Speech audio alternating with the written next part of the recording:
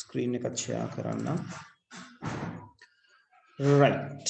එතකොට අද අපිට කතා කරන්න තියෙන්නේ 7 වෙනි ලෙසන් එක සිස්ටම් කියන ලෙසන් එක. right. එතකොට මේ සිස්ටම් ලෙසන් එකට අදාළව ඕගලන්ගේ පේපර් එකේ ෆයිනල් ක්වෙස්චන් එක කියන්නේ 6 වෙනි ක්වෙස්චන් එක ඔයගලන්ට හම්බෙනවා. ඒ 6 වෙනි ක්වෙස්චන් එකේදී ඔයගලන්ට තියෙනවා ඩයග්‍රෑම් එකක් අඳින්න data flow diagram කියලා. ඔයගොල්ලෝ ඇඳපු ER diagram එක හා සමානයි. ER එක ඔයගොල්ලෝ කරලා තිබුණේ නෑ නේද? ඔව්. ඉස්සරහට එනවා ER කියලා diagram කොටසක්. ඒතර ඒකටත් සමානයි. නමුත් ඒ වගේම නෙවෙයි. මෙතෙන්ද අපි කතා කරන්නේ පද්ධතියක කම්පියුටර් සිස්ටම් එකක data කොහොමද මෙහෙ ගමන් කරන්නේ කියන එක. එතකොට ඒකට අදාළව තියෙන තියරි කොටස. මේකේ තියෙන්නේ DFD එක හැරුණම සිස්ටම් එකක් ඩෙවලොප් කරන්නේ කොහොමද කියලා කතා බහ කරන්න ඕනේ. ඒ කියන්නේ සිස්ටම් එකක් හදන්නේ කොහොමද කියන එක. සහ විවිධ වර්ගයේ සිස්ටම්ස් ಜಾති ගැන කතා කරන්න තියෙනවා. සහ සිස්ටම් හදන විවිධ මොඩල්ස් ගැන කතා කරන්න තියෙනවා. නමුත් විභාග ප්‍රශ්නේ ඕගලන්ට හම්බෙන්නේ DFD එකක් ඇඳීම සහ ඒකට තව ප්‍රශ්න කොටසක් අහනවා functional and non functional requirements කියලා. කියන්නේ කාර්යබද්ධ හා කාර්යබද්ධ නොවන අවශ්‍යතා කියලා ඒව හඳුනා ගැනීමේ හැකියාව ඕගලන්ට තියෙනවා. ඒකට මේ පාඩමේ වැඩිපුර අපි ફોකස් කරන්නේ මේ තැන් වලට. right? හරි. ඒතර මුලින්ම ඔය කතා බහ කරලා තියෙන්නේ පද්ධති සංකල්පය ගැන. ඉංග්‍රීසි ටියුට් එකෙත් මේකට අදාළවම තමයි නෝට් එක තියෙන්නේ. ඒක ඔයගොල්ලෝ රිෆර් කරන්න ওই විදිහටම ඉංග්‍රීසි මීඩියම් කට්ටිය. දැන් මට මෙතන ඉංග්‍රීසි එකයි සිංහල එකයි දෙකම පෙන්න ගන්න විදිහක් නැහැ ළමයි. මම සිංහල එකෙන් යනවා. ඔයගොල්ලෝ පුළුවන් ඉක්මනට ටියුට් එක කලෙක්ට් කරගන්න. right? ආයිසරයක් මම ටියුට් එක කියන්නේ මම කියලා තියෙන්නේ ඉන්ස්ටිටියුට් එකට මුදල් ගෙවුවත් නැතත් ටියුට් එක දෙන්න කියන්නේ. ඒක නිසා ටියුට් එක කලෙක්ට් කරගන්න පුළුවන් ඉක්මනට. මොකද ඒක වැදගත් මේක තියරි පාඩමක් නිසා. right. ඒතර පද්ධති සංකල්ප නැත්නම් පද්ධතියක් කියලා කියන්නේ ඔය මුලින්ම ඩිෆයින් කරලා තියෙන විදිහේ ඩෙෆිනිෂන් නෑ. මේ ඩෙෆිනිෂන් එක මේ විදිහට මතක තියාගත්තට කමක් නැහැ. ඒකායන අරමුණක් සාක්ෂාත් කර ගැනීම සඳහා අන්තර් ක්‍රියාකාරීත්වයෙන් යුක්තව සාමූහිකව ක්‍රියා කරන්නා වූ සම්පත් සමූහයක්. ඒතර මේකේ ඔයගොල්ලෝ වෙන් කර අඳුන ගන්න ඕන කොටස් කීපයක් තියෙනවා. දැන් ඔය ඩෙෆිනිෂන් එක සම්බන්ධව විභාග ප්‍රශ්න අහලා තියෙනවා. right? ඒකට ඒකට පිළිතුරු දෙනකොට ඒ ඩෙෆිනිෂන් එකට අදාළව කතා බහ කරන්න වෙනවා. ඒතර ඕකේ තියෙන විශේෂ කොටස් කීපය ඔයගොල්ලෝ මැනේජ් කරගන්න ඕනේ. right. තප්පරක ඉන්නවා white board එක හදාගන්නකම්.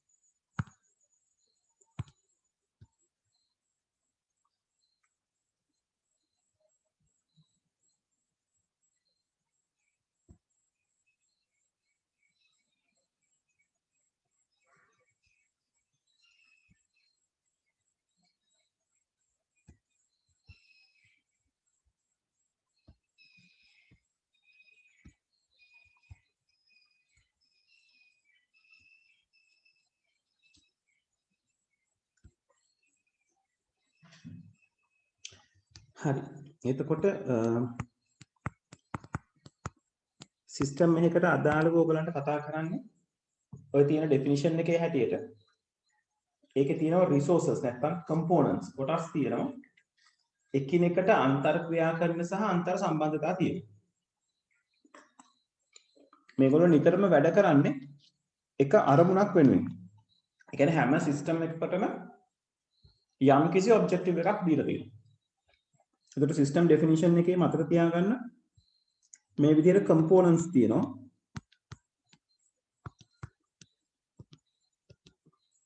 right එතකොට මේගොල්ලෝ අතර සම්බන්ධතා තියෙනවා රිලේෂන්ස්. right මේවා interrelated interconnected කියලා කියන්නේ ඒකයි. අන්තර් සම්බන්ධතා තියෙනවා. මේගොල්ලෝ සහයෝගයෙන් කටයුතු කරනවා.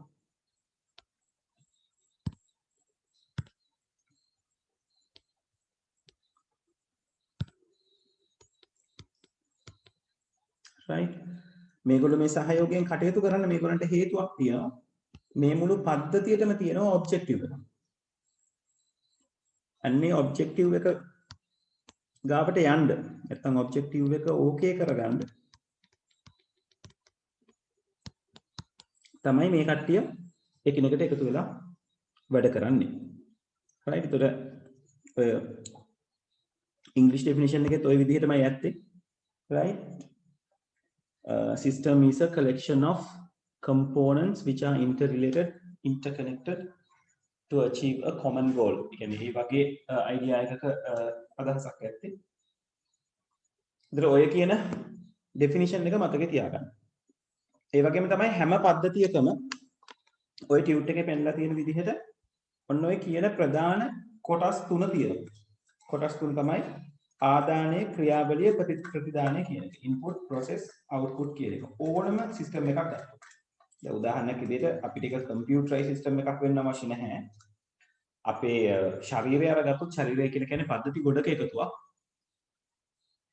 ඒකේ ශ්වසන පද්ධතිය ගත්තොත් ආදානයේ විදිහට අපි සාමාන්‍ය වායුව අවට වායු ගෝලයේ තියෙන වාතය අරගන්නවා. process එක විදිහට ඒ වාතයෙන් ඔක්සිජන් කියන එක පෙරලා වෙන් කරගෙන පෙනහළු වල උපකාරයේ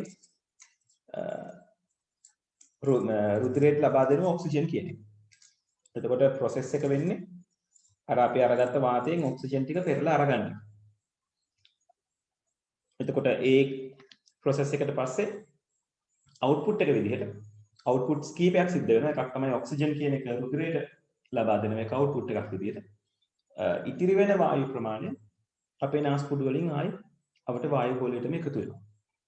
right ඒ නිසා ඕනම පද්ධතියක් ජීවි වෙන්න අවශ්‍ය නැහැ. අපි අජීවි පද්ධතියක් අරගමු. දැන් ඔයගොල්ලෝ ATM යන්ත්‍රයක් අරගත්තොත් ඒකේ input process output කියන ක්‍රියාවලිය තියෙනවා. නේද? අපි කාඩ් එක input කරනවා, pin number එක input කරනවා. right ඊළඟට අපේ කාඩ් එකට අදාළව pin number එක හරිද කියලා process කරනවා. process කරලා බලලා හරිනම් අපිට access දෙනවා. ඒතර input කරන්නේ pin number එකයි කාඩ් එකයි. ඒ දෙක match වෙනවද කියලා process කරලා බලනවා. ඒක තමයි ක්‍රියාවලිය.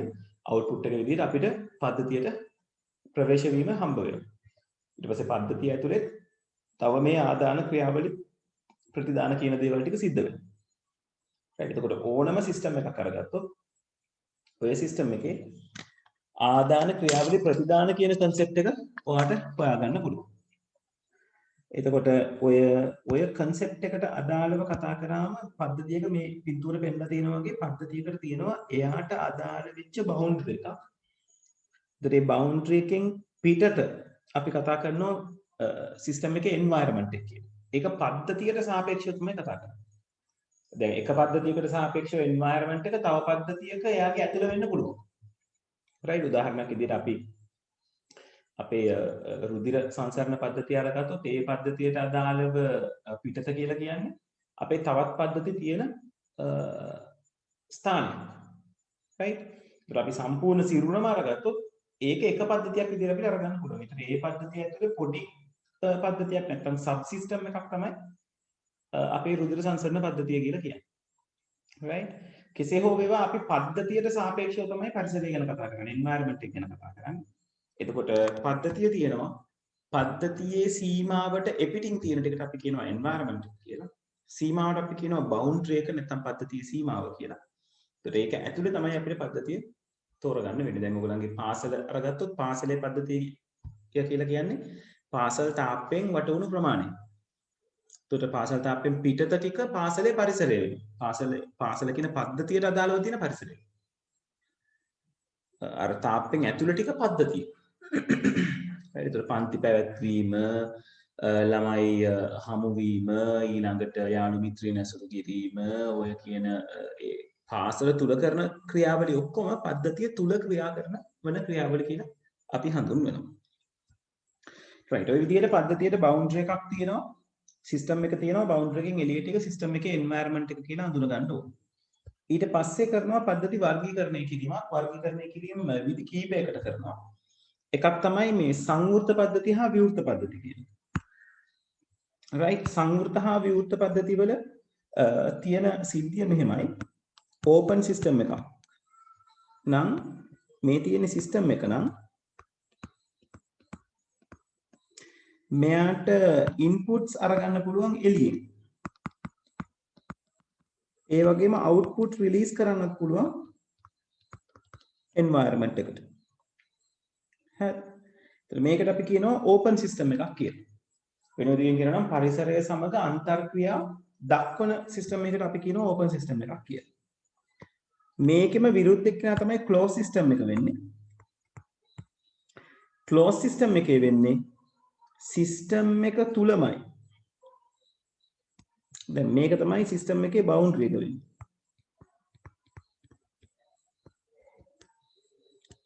right. මෙතනත් බවුන්ඩරි එක තියෙන්නේ මේ. හැබැයි මෙතනදී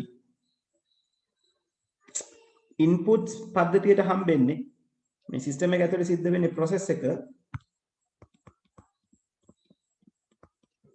මෙතනදී ඉන්පුට්ස් හම්බෙන්නේ මෙයා ඇතුලෙන්මයි. ඇතුලෙම process වෙනවා. ආයි ඒක ඇතුළටම output වෙනවා. right. දැන් අපේ මානව ශරීරය අරගත්තොත් ශ්වසන පද්ධතිය කියලා කියන්නේ open system එකක්. right. මේකට උදාහරණයක් අපිට ගන්න පුළුවන් ශ්වසන පද්ධතිය.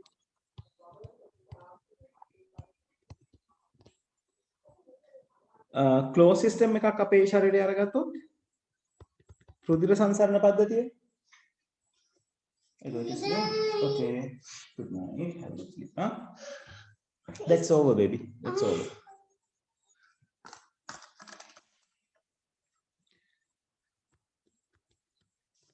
රුධිර සංසරණ පද්ධතිය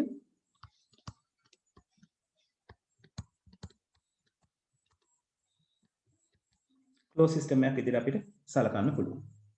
right. ඔය එක වර්ගීකරණයක්. ඒතකොට මෙතන ඕපන් ක්ලෝස් කියන එක තීරණය වෙන්නේ එන්වයරන්මන්ට් එකත් එක්ක. right. පරිසරයත් එක්ක ගනුදෙනු කිරීම මත. right. ඒතකොට මෙතන මෙයාගේ එන්වයරන්මන්ට් එක තියෙන්නේ මෙහි.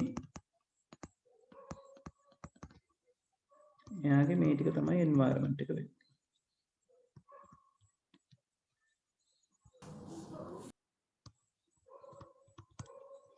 right. ඒතකොට ක්ලෝස් සිස්ටම් එකේ එන්වයරන්මන්ට් එකත් එක්ක ගනුදෙනුවක් නැහැ. එහෙමත් නැත්නම් අපි කියනවා ගනුදෙනුව බොහෝම සීමිත කියලා. දැන් අපි බන්ධනාගාරයක් අරගත්තොත් බන්ධනාගාරය කියලා අපි කියන්නේ ක්ලෝස් සිස්ටම් එකක්. හේතුව තමයි බන්ධනාගාරයට එළියත් එක්ක තියෙන ගනුදෙනුව බොහෝම අඩුයි. අපේ බන්ධනාගාරවල ගොඩක් වැඩිපුර තිබ්බට බන්ධනාගාරය කියන සාමාන්‍ය පද්ධතිය තුල බන්ධනාගාරයත් එක්ක බන්ධනාගාරයේ පිටත බාහිර ලෝකයේත් එක්ක තියෙන සම්බන්ධතාවය ඉතාම සීමිතයි. right. ඒක ක්ලෝස් සිස්ටම් එකක් අපේ සමාජයේ අපිට දකින්න හම්බෙන්නේ. අපි පාසල කියලා කියන්නේ ආයතනයක් විදිහට ගත්තම ඕපන් සිස්ටම් එකක්. right. ඒතර ඔය විදිහට එක වර්ග කිරීමක් කරනවා. ඊළඟ වර්ග කිරීම කරනවා ස්වභාවික හා කෘත්‍රිම පද්ධති කියලා. ස්වභාවිකයි කෘත්‍රිමයි කියලා කිව්වම මිනිසා විසින් නිෂ්පාදනය කරන ලද පද්ධති. කෘත්‍රිම පද්ධති විදිහට සැලකෙනවා. ස්වභාව ධර්මයා විසින් හදලා තියෙන පද්ධති ස්වභාවික පද්ධති කියලා අපි සලකනවා. එතකොට මානවයා ඊළඟට ගහකොළ පද්ධතිය ඊළඟට ඔක්සිජන් තියෙන ඒ වායු ගෝලය ඒව ඔක්කොම ස්වභාවික පද්ධති කියලා අපිට ගන්නවා. කෘත්‍රිම පද්ධති තමයි මිනිසා විසින් නිර්මාණය කරගත්ත නීති පද්ධති, මහා මාර්ග පද්ධති. right ඔය පාසල් එක එක ආයතන වලට අදාළව තියෙන පද්ධති right ඒවට අපිට කියන්න පුළුවන් කෘත්‍රිම පද්ධති නැත්නම් artificial systems කියලා. ඒ වගේම තමයි මෙතන පින්තූරෙන් පෙන්නලා නැති වුණාට ඊළඟ පිටුවේ තියෙනවා මේ පද්ධති සජීවී සහ භෞතික වෙනදී කියනවා සජීවී සහ අජීවී කියලා බෙදන්න පුළුවන්. එතකොට සජීවී පද්ධති කියලා කියන්නේ නේද? විවෘත වූ ස්වයං සංවිධානය වූ පරිසරය සමග අන්තර්ක්‍රියා සිදු කරන සජීවී දේ අඩංගු පද්ධතිය. එතකොට සජීවී කියලා ගත්තම විද්‍යාත්මකව අපි කතා කරනවා මිනිසා සහ ගහකොළ. ඒවා සජීවී පද්ධති විදිහට අපිට කතා කරන්න. අජීවී පද්ධති විදිහට අපිට නැවතත් අරගන්න පුළුවන්. ඒක ඇතුලේ කෘත්‍රිම පද්ධති තියෙන්න පුළුවන්. right ඊළඟට ඔය දැන් මෙතන උදාහරණ දීලා තියෙන්නේ සෞර ග්‍රහ මණ්ඩලය නැත්නම් සූර්ය පද්ධතිය. right ඒක භෞතික පද්ධතියක්. right ඒ සජීවී නොවන දේ ඇතුළත් වෙලා තියෙන පද්ධතිය. right ඒවට අපි කියනවා භෞතික පද්ධති කියලා. හරි මෙච්චරලා කියපු දේවල් ටික ක්ලියර්ද? හරි පොඩ්ඩක් කන්ෆර්මේෂන් එකක් දෙන්න. ඕකේද?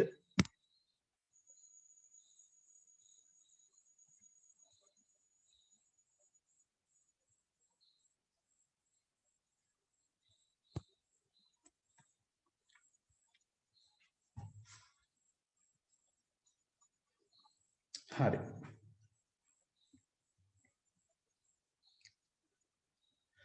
right අපි ඉස්සරහට යමු. ඉස්සරහ කතා කරන්න තියෙන්නේ type of man made system. මනුස්සයා විසින් නිර්මාණය කරන ලද පද්ධති ගැන තමයි දැන් මෙතනින් පහළට අපි කතා කරන්නේ. කියන්නේ මිනිසා විසින් නිර්මාණය කරන ලද පද්ධති සහ මතක තියාගන්න දැන් මෙතනින් ඉස්සරහට අපි කතා කරන්නේ තනිකරම software systems. right පරිගණක පද්ධතීන් ගැන තමයි අපි කතා බහ කරන්නේ. right පළවෙනි පද්ධතිය විදිහට ඔයගොල්ලන්ට කතා බහ කරලා තියෙනවා තොරතුරු පද්ධතිය information system කියන එක. ඒකේ පින්තූර තමයි මම කලින් මෙතන දාලා තියෙන්නේ. එතන මේ information system එකක කොටස් කීපයක් තියෙනවා. right මිනිස්සු ඉන්නවා, පරිගණක තියෙනවා, data තියෙනවා, සහ ක්‍රියාවලි තියෙනවා ප්‍රධාන කොටස් විදිහට. ඒ වගේම තමයි පරිගණකය ඇතුළ ගත්තොත් තවත් උපපද්ධති ගොඩකින් නිර්මාණය වෙලා තියෙන පද්ධතිය. දෘඩාංග, මෘදුකාංග, right ස්ථිරාංග වගේ එක එක වර්ගයේ පද්ධති වලින් නිම වෙලා තියෙන පද්ධතියක් තමයි පරිගණකය කියලා කියන්නේ. එතකොට අපිට පුළුවන් පද්ධතියක් ඇතුලේ තව තවත් පොඩි පොඩි පද්ධති වලට ලොකු පද්ධතියක් බෙදාගෙන යන්න. එතකොට මේ තොරතුරු පද්ධතියක තියෙන වැදගත්ම කටයුත්ත තමයි information ගබඩා කරලා තියාගන්න. තොරතුරු ගබඩා කරලා තියාගන්න. ඒක නිසා database එක කියලා කියන්නේ මෙයාගේ බොහොම වැදගත් සහ අපි කියන එක මර්මස්ථානයක් නැත්නම් critical point එකක් තමයි database එක කියලා කියන්නේ. right මොකද database එකේදී database එකේ තියෙන data පාවිච්චි කරලා තමයි ඒ data information බවට පරිවර්තනය වෙන්නේ. නැතුව අපි information system එක information ගබඩා කරලා තබා ගැනීමක් නෙවෙයි. right එතකොට දත්ත ගබඩා වෙලා තියෙනවා. දත්ත ටික සැකසීමකට ලක් වෙලා අදාළ තොරතුරක් බවට ඒක පරිවර්තනය වෙනවා. එතකොට මේක පරිගණකයේ මත ඩිපෙන්ඩ් වෙලා තියෙන සිස්ටම් එකක්. right එතකොට information system එක අපි අර කලින් කතා කර දේවල් ටික වගේ අපි ඔකට කෙටියෙන් IS එකක් කියලා කියනවා. right information system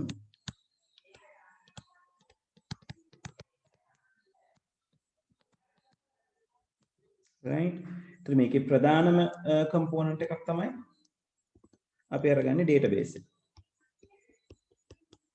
right එතකොට database එකත් එක්ක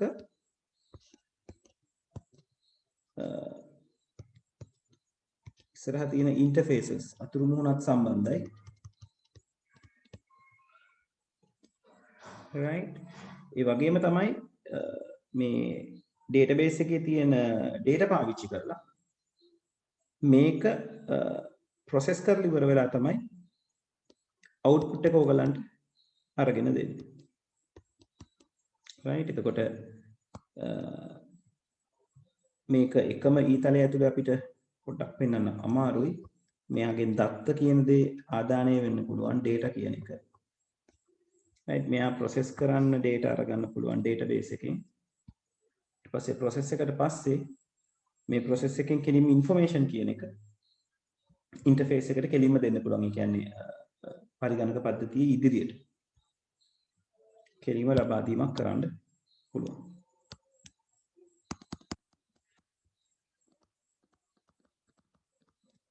right එතකොට මේ පද්ධතියේ database එකට හානි වුණොත් සම්පූර්ණ පද්ධතියම වැඩක් නැති තත්යකට පත් වෙනවා. ඒ නිසා මම කලින් කිව්වා වගේ IS එකක මර්මස්ථානය කියලා හඳුන්වන්නේ නැත්නම් වැදගත්ම තැන කියලා අපි හඳුන්වන්නේ database එකට අදාළව තියෙන නැත්නම් database එක කියන එක තමයි critical point එක විදිහට අපි සලකගන්නේ.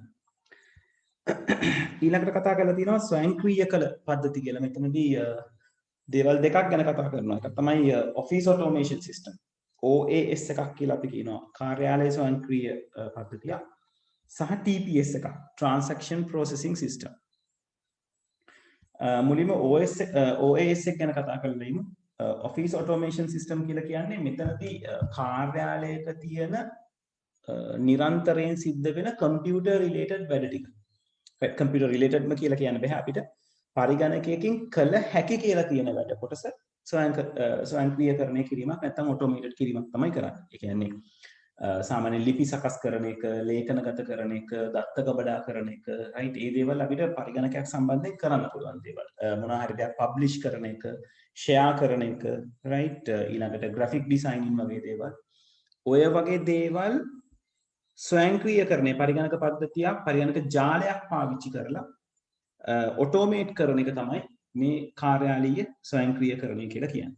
හරිද? එතනදී print කරන දේවල් ඊළඟට graphic designing සමහර පාර්ට් ඔටෝමේට් කරන්න පුළුවන් ඔයගලන්ට. right? ඒ වගේම තමයි පොදුවේ දේවල් බෙදා හදා ගැනීම. කියන්නේ එක printer එකක් network එක ඇතුලේ share කරගන්න එක. right? යම් කිසි දෙයක් publish කරන එක, share කරනම data share කරගන්න එක. ඔය කියන දේවල් network එක ඇතුලේ අදාළ ආයතනයේ network එකක් ඇතුලේ සිදු කර ගැනීම තමයි කාර්යාලීය ස්වයංක්‍රීයකරණය කියලා අපි කියන්නේ. right? එතකොට එතනදී මේගොල්ලන්ගේ ඉනිෂියල් කොස්ට් එක සාමාන්‍යයෙන් මේ වගේ දෙයක් ස්ථාපනය කරන්න යම් කිසි මුදලක් ගත වුණත් ඒක යම් ආකාරයක මුදලක් වියදමක් වුණත් ඒක ආයෝජනයක් විදිහට භාවිතා කරන්න පුළුවන්. ඒ වගේම තමයි මතක තියාගන්න මේ OAS එකක වැදගත්ම පාර්ට් එක වෙන්නේ network එක.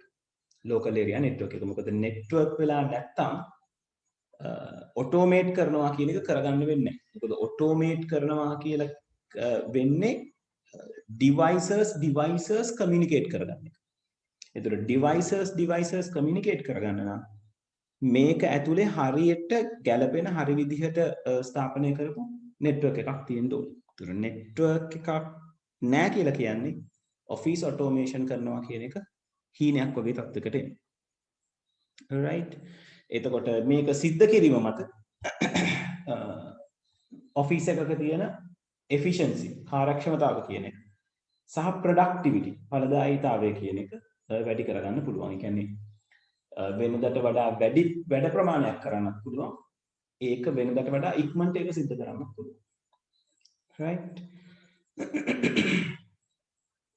transaction processing system එකක් කියලා කියනවා. TPS එකක් කියලා අපි කෙටියෙන් හඳුන්වනවා. මේ ව්‍යාපාරයක තියෙන ගනුදෙනු සිද්ධ කරගන්න හදපු සිස්ටම් එකක්. transaction processing system කියලා කියන්නේ. එතකොට ව්‍යාපාරයක් ගත්තම ව්‍යාපාරයක ගනුදෙනු කියලා කියන්නේ මේ මුදල් සම්බන්ධවම තියෙන දේවල් නෙමෙයි.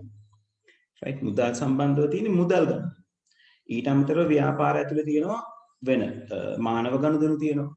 right? ඊළඟට ඒවට අදාළව තියෙන accountings වලට අදාළව තියෙන ගනුදෙනු තියෙනවා. right? ඊළඟට operations වලට අදාළව තියෙන ගනුදෙනු තියෙනවා. ක්‍රියාවලි වලට අදාළව. ඒතර මේ හැම ගනුදෙනුවක්ම හැම transaction එකක්ම process කරගන්න උදව් කරගන්න system එකක් තමයි අපි TPS කියලා කියන්නේ. ඒතර මේ TPS එකක් ඇතුලේ සාමාන්‍යයෙන් අපි කියනවා ආයතනයකට පොදු වෙච්ච transactions අපිට දකින්න පුළුවන්. උදාහරණයක් විදිහට සේවකයන් සේවයට බඳවා ගැනීම. right? ඊළඟට වැටුප් සෑදීම වගේ දේවල්. ඒකට ඒක හැම ආයතනයකටම පොදුයි. හැම ආයතනයකටම සේවකයන් බඳවා ගන්න ඕනේ.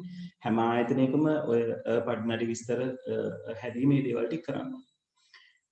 ඒ කොටස තියෙනවා වගේම ආයතනයට වෙන් වෙච්ච transaction ටිකට අදාළව functions ටිකකුත් මේ TPS එක ඇතුලේ තියෙනවා. මෙතන උදාහරණ විදිහට දීලා තියෙන්නේ දුම්රිය වෙන් කර ගැනීමේ පද්ධතියක් කරගත්තොත් නේද? ප්‍රෙසර්වේෂන් කරනවා වෙන් කරවා ගැනීම අවලංගු කර ගැනීම වගේ දේවල් කරගන්න පුළුවන් වෙන්න ඕන. නමුත් ඒක ඔයගොල්ලෝ අරගත්තොත් පාසලක් සම්බන්ධයෙන් අරගත්තොත් පාසල කියන ආයතනය ගත්තොත් පාසල කියන ආයතනයේ ට්‍රාන්සැක්ෂන්ස් ඔයිට වඩා වෙනස්. right? ඔයගොල්ලෝ උසාවියක් කියන ආයතනය අරගත්තොත් කෝට් එක කියන එකේ ට්‍රාන්සැක්ෂන්ස් ඔයිට වැඩිය වෙනස්. බැංකුවක් අරගත්තොත් බැංක් එකේ ට්‍රාන්සැක්ෂන් එක ඔයිට වැඩිය වෙනස්. එතකොට ඒවට වෙන් වෙච්ච ෆන්ක්ෂන්ස් ටිකක් තියෙනවා. සහ අර පොදු කරුණු ටිකක් මේ කියන පද්ධතිය ඇතුලේ ඔයගලන්ට බලා ගන්න පුළුවන්. right? ඒ වගේම තමයි මේ TPS එකක තියෙන දත්ත වලින් මේකේ ගබඩා වෙන දත්ත වලින් එන අවුට්පුට් එක right සිස්ටම් එකේ අරගන්න අවුට්පුට් එක ඊළඟට ඕගොල්ලෝ ඉගෙන ගන්න යන සිස්ටම් එකට ඉන්පුට් එකක් විදිහට පාවිච්චි කරනවා right එතකොට ඊළඟට කතා බහ කරන්න යන එක්කෙනා තමයි මේ කළමනාකාර සහායක පද්ධතිය. ඒ කියන්නේ මේ management supportive systems. එතකොට මේ කළමනාකාර සහායක පද්ධතිය වර්ග තුනක් ගැන මෙතන අපි කතා කරනවා. එකක් තමයි කළමනාකරන තොරතුරු පද්ධතිය. Management Information System MIS එකක් කියලා අපි කියනවා. දෙවෙනි එක තමයි Decision Supportive System. තීරණ සහායක පද්ධතිය. right? Decision එකක් ගන්න උදව් කරන systems. අන්තිම එක තමයි Executive Supportive System. ESS එකක් කියලා කියනවා. right? ආයතනයක ඉන්න ඉහළම නිලධාරීන්ට අදාළව රිපෝට්ස් වගේ දේවල් අපි සෙටල් කරගන්න ගියාම අපිට ESS එකක් උවමනා වෙනවා. දැන් මෙතනදී MIS එකක තියෙන වැඩ කටයුතු තමයි මේ MIS එක තමයි lower level management නැත්නම් අපි කියනවා පහළ කළමනාකාරීත්වය manage කරගන්න තියෙන කොටස වෙන්නේ. right? එතකොට එතනදී අපි උදාහරණයක් විදිහට සුපර් මාකට් එකක් ගත්තොත් සුපර් මාකට් එකේ තියෙන flow එක right දැන් අපි යන එන සුපර් මාකට් flow එක manage කරගන්න තියෙන්නේ MIS එකක් පාවිච්චි කරලා. ඒතර MIS එක directly flow එකේ වැඩවලට දායක වෙන්නේ නැහැ. flow එකේ වැඩවලට directly දායක වෙන්නේ TPS එක. Transaction Processing System කියන්නේ. Transaction Processing System එකෙන් එන output එක තමයි MIS එක භාවිතා වෙන්නේ. MIS එක ගොඩක් වෙලාවට මේ කළමනාකරණය කර ගැනීම සඳහා right ඒ කියන්නේ තොග කළමනාකරණය කරගන්න ගියාම මානව සම්පත් කළමනාකරණය කරගන්න ගියාම අන්න ඒ වගේ දේවල් වලට අදාළව තොරතුරු ටික තමයි කළමනාකරන තොරතුරු පද්ධතියකින් ඔයගලන්ට හම්බ වෙන්නේ. ඒතකොට එතනදී උදාහරණයක් විදිහට සේවකයන් ප්‍රමාණය දැන් හෙට දිනේදී සේවකයන් ප්‍රමාණය කොච්චර ඉන්නවද? කී දෙනෙක් ඉන්නවද? කී දෙනෙක් ලීව් දාලා? කී දෙනෙක් වැඩට සේවය කිරීමට බලාපොරොත්තු වෙමින් ඉන්නවද? ඒ ප්‍රමාණය මේ වෙනකොට සුපර් මාකට් එකේ සේවක අවශ්‍යතාවය සපුරාලීමට ඇතිද? right නැත්නම් අපි වෙන මොකක් හරි ක්‍රියාමාර්ගයකට යන්න අවශ්‍යද? right ඔන්න ඔය කළමනාකරණය මැනේජ් කර ගැනීම සඳහා අවශ්‍ය වෙලා තියෙන තොරතුරු වලට මැනේජ් කරගන්න අවශ්‍ය වෙලා තියෙන තොරතුරු ටික තියාගන්න පද්ධතිය තමයි අපි management information system කියලා කියන්නේ. එතකොට ඔයගලන්ගේ ස්ටොක් ආයතනයකට අදාළව ස්ටොක් එක මේන්ටේන් කර ගැනීම. අදාළ භාණ්ඩ වලින් තියෙනවද? රාක් වලට දාන්න අවශ්‍ය ප්‍රමාණය තියෙනවද? අපි සාමාන්‍යයෙන් ස්ටොක් එකක් මේන්ටේන් කරනකොට කරනවා ස්ටොක් එකේ රීഓඩර් ලෙවල් කියලා එකක් මේන්ටේන් කරනවා. නැවත ඇනෝම් කළ යුතු අවස්ථාව නැත්නම් මට්ටම. ඒතර ඒ ලෙවල්ස් හැම එකකම ඕකේද කාගේද පහළ බහැලා තියෙන්නේ කාගේද වැඩිපුර තාමත් තියෙන්නේ. ඔය කියනවා වගේ දේවල් management information system එකක් කරහා සිද්ධ කරගන්න පුළුවන්. right? ඒ වගේම තමයි මේ management information system එකක තියෙන වැදගත්ම අංගය තමයි අපි අර information systems ගැන කතා කරනකොට IS ගැන කතා කරනකොට කතා කරනවා වගේ database එක.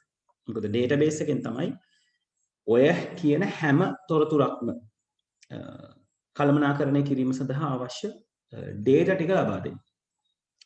ඒකට දාලව තමයි ඔයගොල්ලෝ නැත්නම් ආයතනයක් මැනේජ් කරනවා කියන කතාව කරගෙන යන්නේ. තීරණ සහායක පද්ධති decision supportive system කියන එක මේ top level management. ඒ කියන්නේ දැන් අපි අර MIS එක කතා කරේ lower level management. top level management එක පාවිච්චි කරනවා මේ තීරණ සහායක පද්ධති. මේ තීරණ සහායක පද්ධති කියලා කිව්වම වර්ධවා තේරුම් ගන්න එපා. මේක මේ තීරණ ලබා දෙන පද්ධතියක් නෙවෙයි. කියන අපිට පද්ධතියට ගිහිල්ලා අපේ ගැටලු ඉදිරිපත් කරාම ඒකට යා තීරණයක් ලබා දීමක් කරන්නේ. තීරණය කිරීම කරන එක අපි කළ යුත්තක්. අපේ තීරණය අරගැනීම සඳහා කරන උදව්ව right ඒක පද්ධතිය නමින්ම තේරෙනවනේ decision support එකක් එයා කරන්නේ right අන්නේ උදව්ව තමයි මේ DSS එකකින් ඔයගලන්ට හම්බෙන්නේ right එතකොට මේ වයින් හම්බ වෙන වාර්තාවක් එහෙම නැත්නම් යම් දත්ත සමහර විට process වෙච්ච නැති එහෙම නැත්නම් භාගයට process වුණු දත්ත වෙන්න පුළුවන් right ඒ වගේම තමයි මේ පද්ධති flexible වෙන්න ඕනේ පුළුවන් තරම් flexible නොවන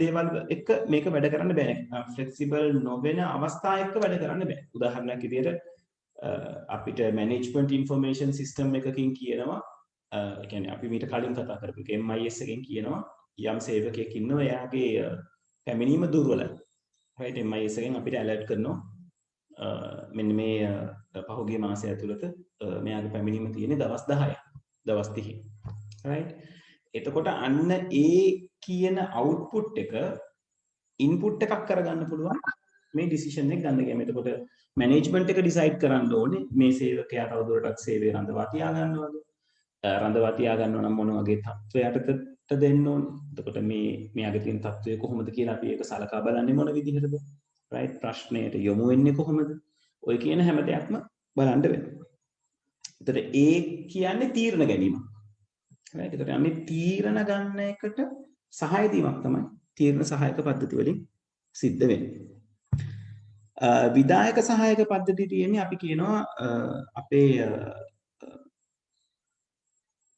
ඕගනයිසේෂන් එකක ඉන්න top level මේ කියන්නේ very top level ඉන්න management එකට කියලා. ඒතර මේ ටීම් ඉන්න අයට හරියට CEO එහෙම නැත්නම් ආයතනයේ අයිතිකරුවෝ right ඔය වගේ කෙනෙකුට මේ දේවල් බොහොම විස්තරාත්මකව ලබා ගැනීමේ උවමනාවක් කියන්නේ දේවල් ගොඩාක් විස්තරාත්මකව දුන්නොත් එයාට ඒක මැනේජ් කරගන්න අමාරුයි. right දැන් උදාහරණයක් විදිහට හිතන්නකො බැංකුවක කියලා නේද? බැංකුවක ඉන්න ඉහළම කළමනාකාරීත්වයට බැංකුවේට අදාළව තියෙන හැම ශාඛාවකම විස්තර ලොකු report එකක් හදලා දීම වැදගත් වෙන්නේ නැහැ. ඒගොල්ලන්ට අවශ්‍ය වෙන්නේ මේ අපි ඒකට කියනවා bird eye view එකක්. ආයතනය ගැන සම්පූර්ණ දැක්මක් අරගෙන ඒකෙන් සාරාංශගත වාර්තාවක් තමයි ඒගොල්ලන්ට උවමනා වෙන්නේ. summary report එක. right කොච්චර ප්‍රමාණයක් මේ ආයතනයේ sales වෙලා තියෙනවද මේ වෙනකොට කොච්චර ප්‍රමාණයක් ප්‍රෙඩික්ට් කරලා තියෙනවද ඊට ඒක පහු වෙලා ගිහිල්ලා තියෙනවද නැත්නම් ඊට තාම ඒ මට්ටමට ළඟා වෙමින්ද තියෙන්නේ right ඊළඟට ආයතනයේට අපි හිතමුකෝ අමුද්‍රව්‍ය මිලදී ගන්න ආයතනයක් නම් අමුද්‍රව්‍ය කොච්චර ප්‍රමාණයක් පහුගිය අවුරුද්දේ මිලදී අරගෙන තියෙනවද ඒ සඳහා ඉන්වෙස්ට් කරලා තියෙන ආයෝජනය කරලා තියෙන ප්‍රමාණය කොච්චරද ඔය වගේ සම්පූර්ණ ආයතනය ගැන ඕවර්විව් එකක් ලබා දෙන්න පුළුවන් ආකාරයේ පද්ධතියක් තමයි මේ විධායක සහායක පද්ධතිය කියලා කියන්නේ executive support system. එතකොට එතනදී ගොඩාක් වෙලාවට මේ output එක executive support system එකකින් ESS එකකින් තියෙන output එක ගොඩක් වෙලාවට ඒකට අදාළව තියෙන summary report එකක් සාරාංශ වාර්තාවක්. එතකොට සාරාංශ වාර්තාවට අනුව organisation එක මොන තත්ත්වයේද තියෙන්නේ කියන එක ගැන යම් අදහසක් ලබා ගන්නවා ආයතනයේ ඉන්න ඉහළම කළමනාකාරීත්වය right උඩම ඉන්න කට්ටිය. හරි. එතකොට ඔය කියන කරුණු ටික ඕකේද මැප් එක ඇඳිලාද තියෙන්නේ right අපි information system ගැන කතා කරා ඊළඟට OAS office automation system ඊළඟට අපි කතා කරා TPS transaction processing system right ඊළඟට ඒ දෙකෙන් ඊට පස්සේ අපි ආවා මොනවාද තොරතුරු කළමනාකරණය කර ගැනීම එහෙම නැත්නම් මේ කළමනාකරණ සහායක පද්ධති පැත්තට. එතනදී MIS management information system කළමනාකරණ තොරතුරු පද්ධති. ඊළඟට DSS decision supportive system තීරණ සහායක පද්ධති. ඊළඟට අවසානයේ විධායක සහායක පද්ධති කියන තැනට කතා බහ කරා. හරි. ඔය කියලා තියෙන දේ තේරෙනවද?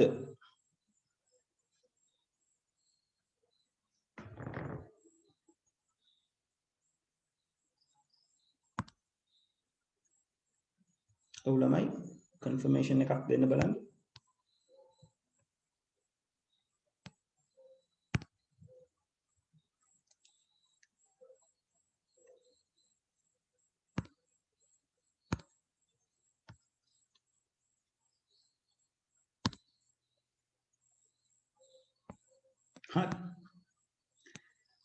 right.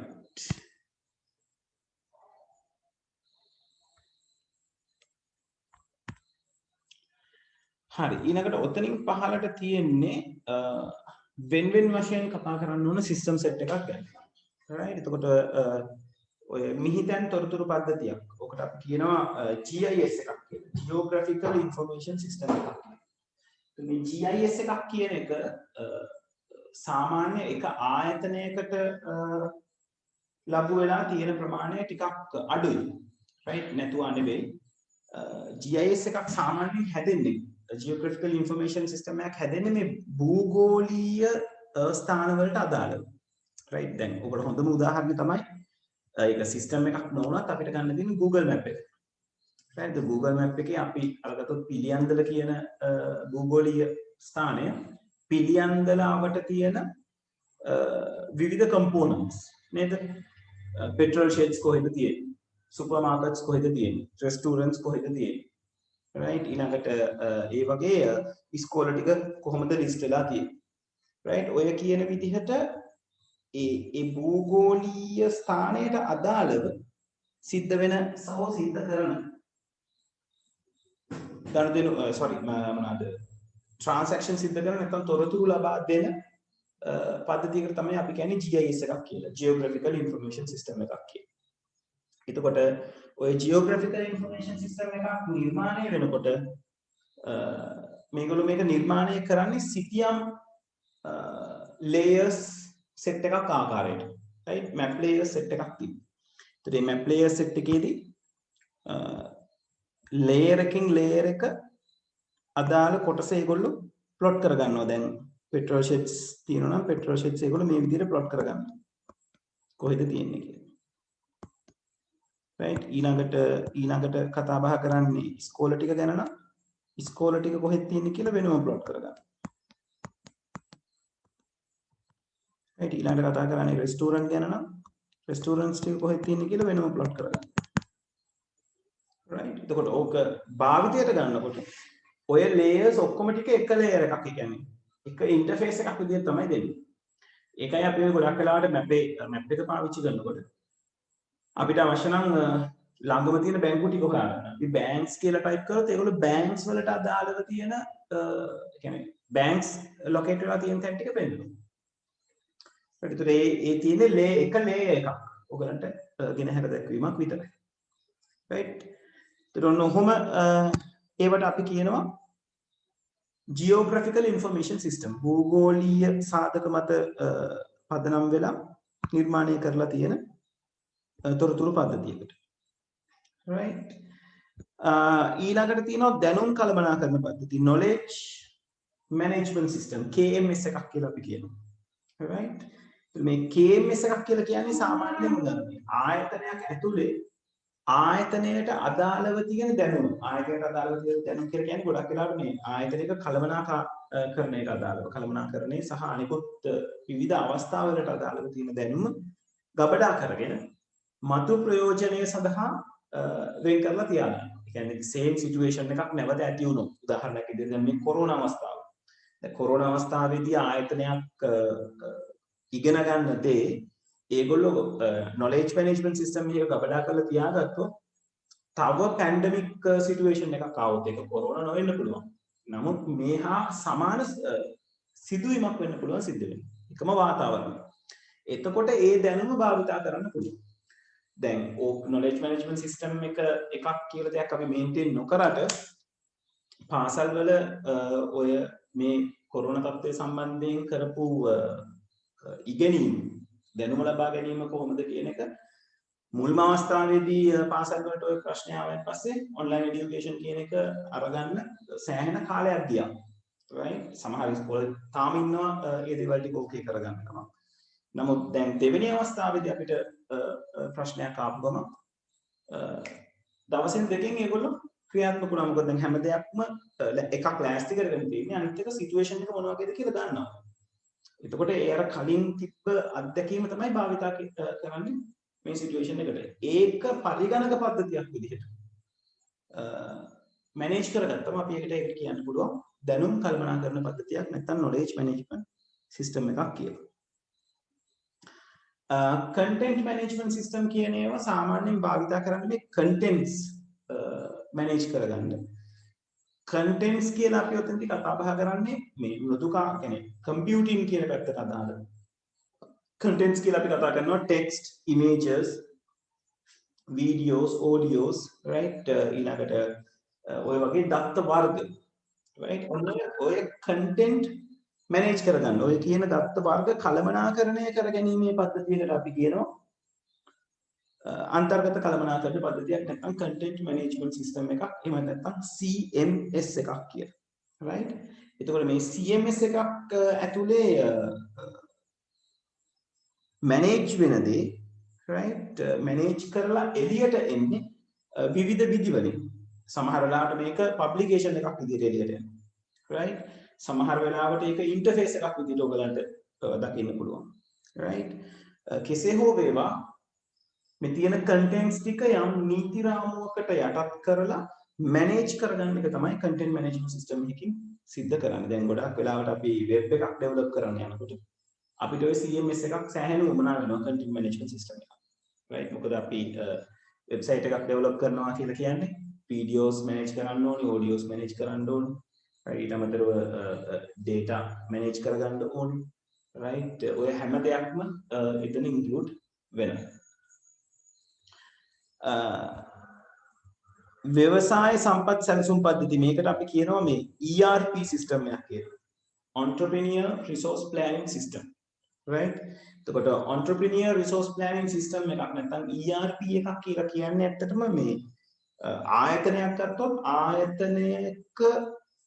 ආයතනයකට අදාළව තියෙනවනේ යම් ක්‍රියාවලිය. අපි උදාහරණයක් විදිහට අපි මොනවාද ගාමන්ට් එකක් අරගත්තොත් right? ගාමන්ට් එකක තියෙනවා අමුද්‍රව්‍ය මිලදී ගන්න තැන ඉඳලා එළියේ තියෙන ෂොප් එකකට ප්‍රොඩක්ෂන් එක නිකුත් කිරීම දක්වා වෙන නිෂ්පාදන ක්‍රියාවලිය. ඒතර මෙන්න මේ සම්පූර්ණ නිෂ්පාදන ක්‍රියාවලියම ට්‍රැක් කරගන්න පුළුවන් සිස්ටම් එකක් තමයි අපි ERP එකක් කියලා කියන්නේ. එතකොට එතනදී ආයතනයක තියෙන හැම ක්‍රියාකාරකමක්ම අපි සාමාන්‍යයෙන් සරලව වෙන් කරොත් ආයතනයක තියෙන ක්‍රියාකාරකම් විදිහට අපි purchasing, selling, distribution, right? නේද? මිලදී ගැනීම, විකුණුම්, බෙදා හැරීම, right? ඊළඟ මානව සම්පත් කළමනාකරණය, ඒ වගේ බෙදෙන sections කීපයක් තියෙනවා. අන්නේ section ඔක්කොම එක system එකකින් manage කරගන්නවා නම් ඒකට ගැලපෙන system එක තමයි Entrepreneur Resource Planning System නැත්නම් ERP එක කියලා කියන්නේ. ඒකට ERP එකක් භාවිතා කිරීමේ වැදගත්කම තමයි හැම ආයතනයක තියෙන හැම අංශයක්ම ඉන්ටර්කනෙක්ට් කරගන්න පුළුවන්. right? ඒ වගේම තමයි එහෙම දෙයක් තියෙනකොට අර අපි කියනවා මේ data ටික centralize වෙලා තියෙනවා කියලා. මධ්‍යගත වෙලා තියෙනවා.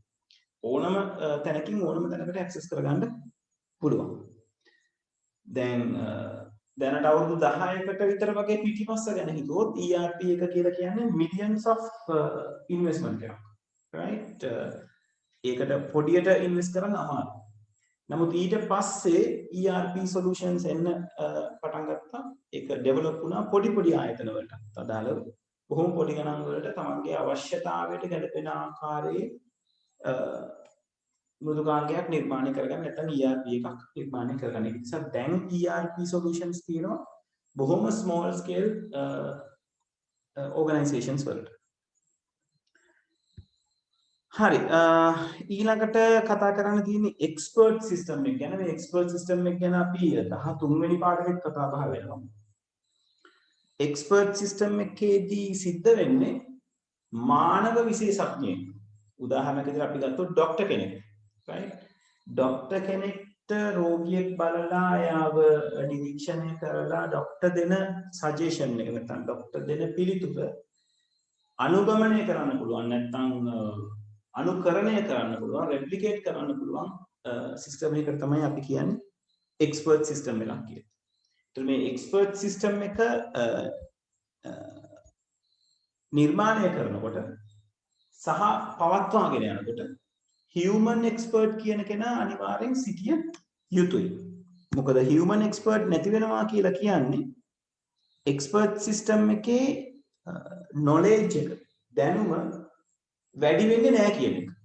මොකද එක්ස්පර්ට් සිස්ටම් වලදී අපි يعني තාම පද්ධතියකට තනිව ඉගෙනගෙන යමක් කිරීමේ හැකියාවක් නැහැ. ඒ හැකියාවට තාම එක්ස්පර්ට් කෙනෙක් අවශ්‍යයි. right? ඒත් එයා තමයි එක්ස්පර්ටිස් දෙන්නේ යන්ත්‍රයට. එතකොට දැන් මානව හිමිකම් පද්ධතියක් ගත්තොත් නේද? අපිට අදාළ එක්ස්පර්ට් ඉන්නවා. ඒ එක්ස්පර්ට් සිස්ටම් එකට නොලෙජ් එක දෙනවා. right? එක්ස්පර්ට් සිස්ටම් එකෙන් එළියට ඒ නොලෙජ් එක පාවිච්චි කරලා ඉන්ටර්ෆේස් එකක් නිර්මාණය කරගන්නවා. ඒකත් එක්ක තමයි මේ කවුද? එක්ස්පර්ට් සිස්ටම් එක නැත්තම් එක්ස්පර්ට්ගෙන් එක්ස්පර්ට් එකක් ගන්න එන කෙනා. තොරතුරක් නැත්තම් උදව්වක් නැත්තම් සේවාවක් ගන්න එන කෙනා. කටයුතු කරන්නේ. right? එතකොට මේ මෙන්න මේ එක්ස්පර්ට් සිස්ටම් එකේ මේ තියෙන මේ කොටසට අපි කතා කරනවා. ඒ කියන්නේ මේ දැනුම ගබඩා කරගන්න තැන. දේවල් කීපයක් අපි කතා කරන එකක් තමයි ඩේටාබේස් එකක් තියෙනවා. ඊට පස්සේ තමයි මේක ඇතුලේ විශේෂ කම්පොනන්ට් එකක් තියෙනවා ඉන්ෆරන්ස් එන්ජින් කියන.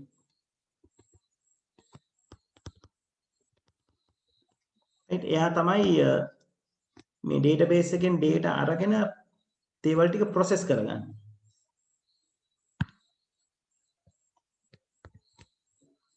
right? process කරගෙන ඉවර වෙලා අදාළ දේවල් වලට යොමු කිරීම සිද්ධ කරන්නේ. right? එතකොට ඔය තමයි එක්ස්පර්ට් සිස්ටම් එකක සිද්ධ වෙන ක්‍රියාවලිය. මෙයා මේ පැත්තේ ඉන්නේ human expert.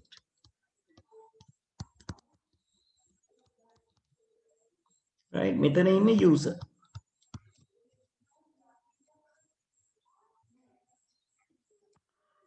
හරි. එක්ස්පර්ට් සිස්ටම් එකට පස්සේ ඔයගලන්ට කතා කරන්න තියෙන්නේ ස්මාර්ට් සිස්ටම් එකයි එම්බෙඩඩ් සිස්ටම් එකයි කියන එක. ස්මාර්ට් සිස්ටම් කියන එක නම් දැන් ලෝකේ අලුත් දෙයක් නෙවෙයි. දැන් සෑහෙන කාලෙක ඉඳලා ස්මාර්ට් සිස්ටම් කියන එක ලෝකෙ ඉදිරිපත් වෙනවා. right? එතකොට ස්මාර්ට් සිස්ටම් එකක තියෙන වැදගත්කම තමයි අපේ දේවල් බොහොම ඉක්මනට අපේ කාලය ඉතුරු කරගනිමින් වැඩි මුදලක් වැය කරන්නේ නැතුව ඉක්මනින් දේවල් ටික කරගන්න සහ අපේ වැඩ කටයුතු පහසු කරගන්න තමයි අපිට ස්මාර්ට් සිස්ටම් එකක් තියෙන්නේ. ඒකට ස්මාර්ට් සිස්ටම් වලදී ගොඩාක් වෙලාවට මේ සෙන්සර් ටෙක්නොලොජි කියන එක. right? 13 වෙනි 11 වෙනි පාඩමේ අපි කතා කරනවා IoT සම්බන්ධයෙන් sensors සම්බන්ධයෙන් තියෙන දේවල්. ඒතර sensors වගේ දේවල් පාවිච්චි කරලා එකෙන් අපට පරිසරය අඳුනගෙන ඒකට අදාළව ක්‍රියාත්මක වීම. තමයි සෝරු පද්ධතියක නැත්නම් ස්මාර්ට් සිස්ටම් එකක විදිහ වෙන්නේ. right? නිහිත පද්ධතියක් කියලා කියන්නේ ඕගොල්ලෝ අපි හැමෝම වැඩිපුරම පාවිච්චි කරන සිස්ටම් එක.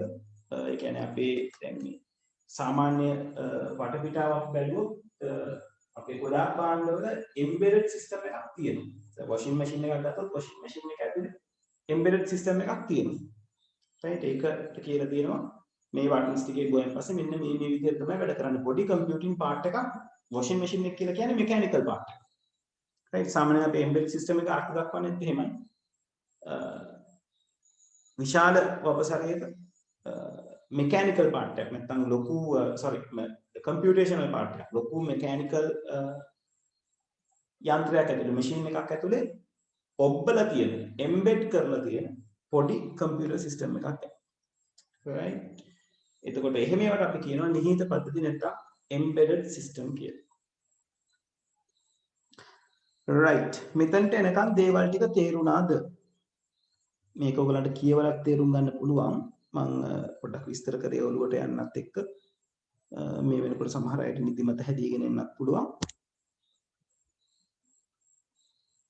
right? confirmation එකක් දෙන්න බලන්න.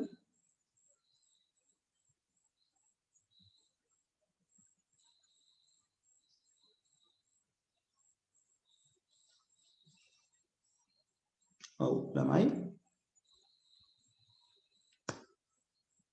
right? අනිත් අය කොහොමද?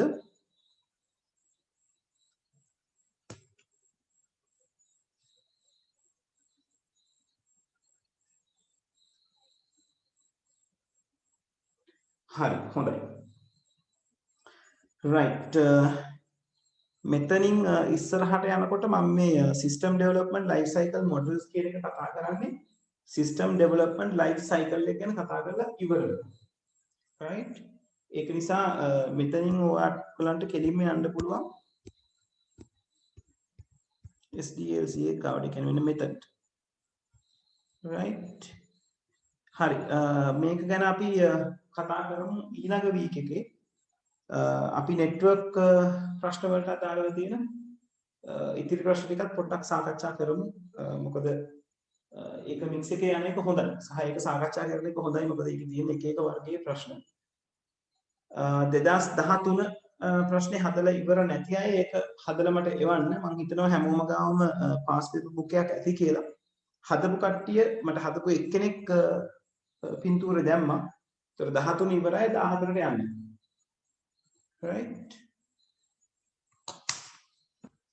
හරි 13ට අනෙක් කට්ටියගෙනුත් උත්තර ටික ආවම මම 2013 ප්‍රශ්නේ කතා බහ කරන්න පටන් ගන්නවා right මම 13 ප්‍රශ්නේ මෙතන white board එකේ දාලා තියන්නම්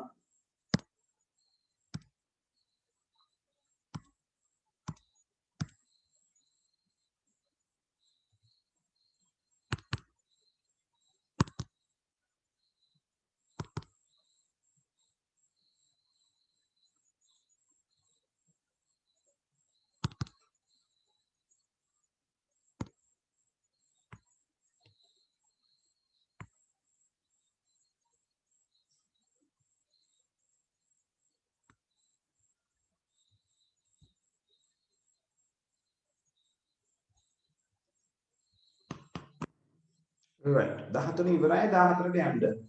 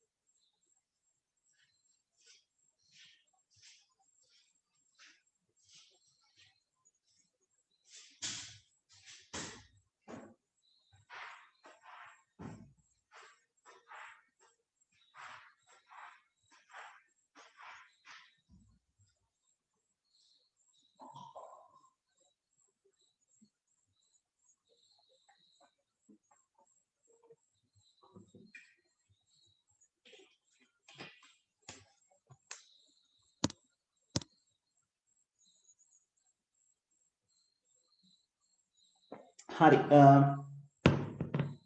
හර්ෂණී 2014 කරා නම් 15ට යන්න ඉස්සරහට කරගෙන යන්න මට එවන්න පුතේ මම බලන්නම්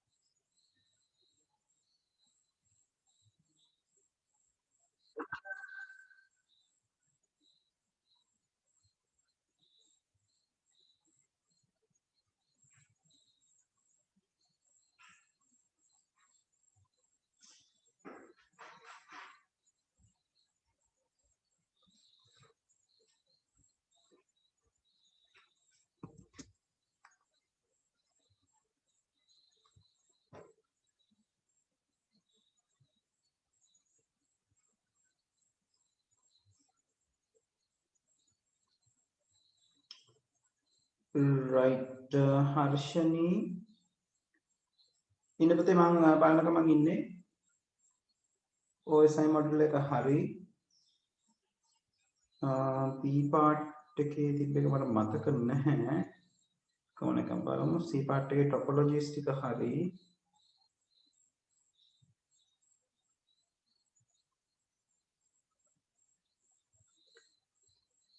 diagram එක කොහොමද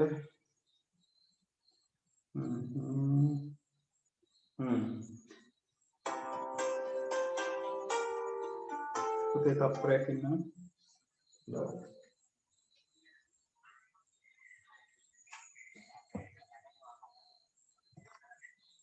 මම ක්ලාස් එකක ඉන්නේ මොකක්ද කරන්න ඕනේ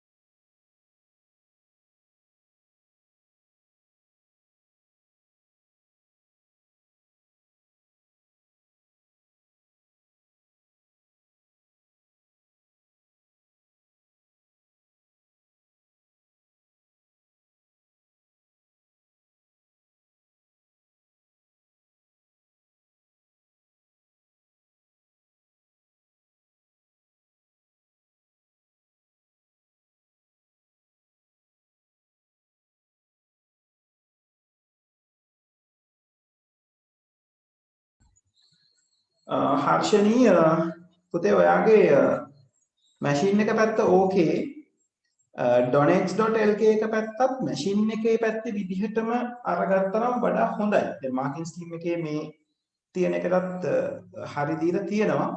ඒ කියන්නේ ඉන්ටර්නෙට් වල ඉඳලා සර්වර් එක පැත්තට යනකොට ඉන්ටර්නෙට් එක රවුටර් එකකට කනෙක්ට් වෙලා රවුටර් එක ස්විච් එකකට කනෙක්ට් වෙලා ඒ ස්විච් එකට donex.lk කනෙක්ට් වුණා නම් වඩා හොඳයි. DNS එක කනෙක්ට් කරලා තියෙන විදිහත් හොඳයි. ඒක හරි. ඊළඟට දෙවෙනි පාර්ට් එකේ ඒගොල්ලෝ අහලා තියෙන්නේ ඔය අර IP address එක ගැහුවම ගියා නම ගැහුවම යන්න විදිහක් උනේ නැහැ කියන දේ මට මතක විදිහට. ඒකට දුව දීලා තියෙන උත්තර දෙක හරි. DNS සර්වර් එකක් ක්‍රියා වෙලා තියෙන්න පුළුවන්. network එක නිසි ක්‍රියාකාරීත්වයක් නොමැති වෙන්න පුළුවන්. ඔව්. ඒ කියන උත්තර වලට යන්න පුළුවන් පුතේ.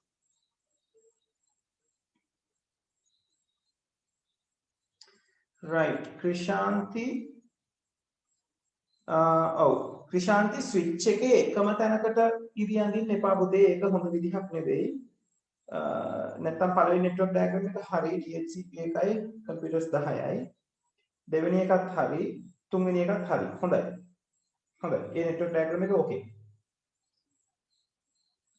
right ඒතර ප්‍රොක්සි එකෙන් තමයි ස්විචස් දෙක කනෙක්ට් කරගන්නේ. හරි 13 ඉවරයි 14ට යන්න.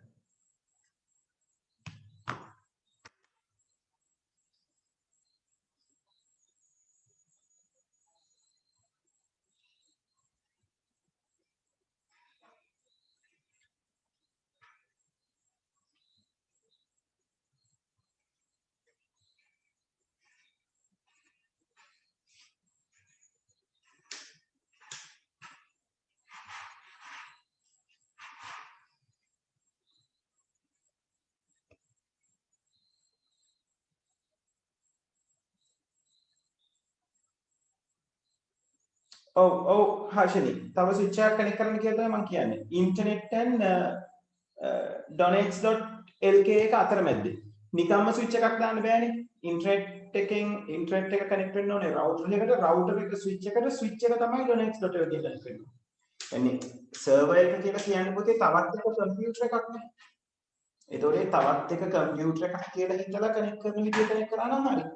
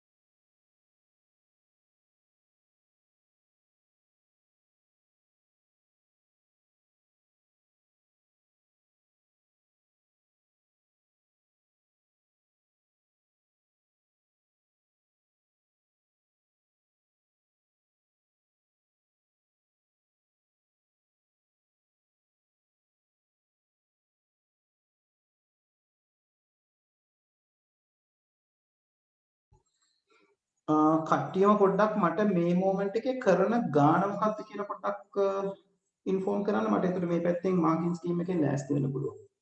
මේ වෙලාවේ කරගෙන යන ගාන මොකක්ද කියලා පොඩ්ඩක් කට්ටියම ටක් කරලා ඊයේ එක විතරක් දාන්නකෝ එයද.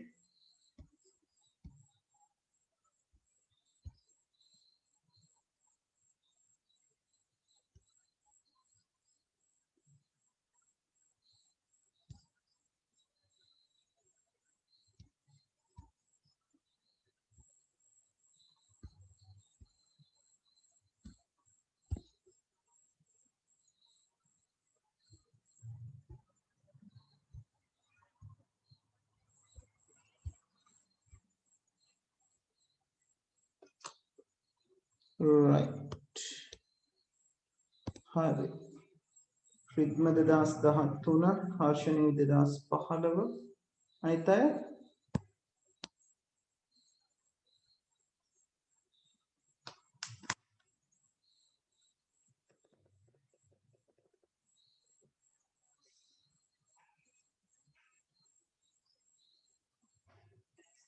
තාමත් ඉන්නවා නම් අඳින විදිහ ක්ලියර් නැති මොකක් හරි ක්ලියර් නැති කවුරු හරි මට කියන්න. එතකොට මම ක්ලියර් කරලා දෙන්නම්. රයිට් හරි. ෂෙහාර 2014 3 දෙනෙක් හරි තව 4 දෙනෙක් කියන්න ඕනේ මට.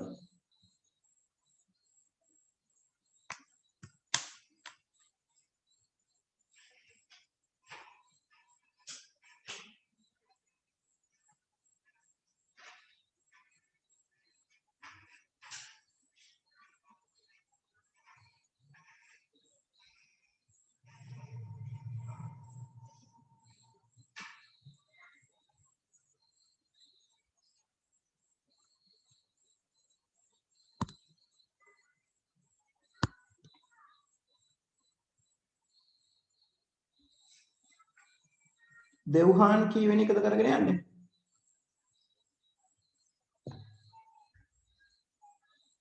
ඉන්දුවරි ඉසුරු මෙවන්.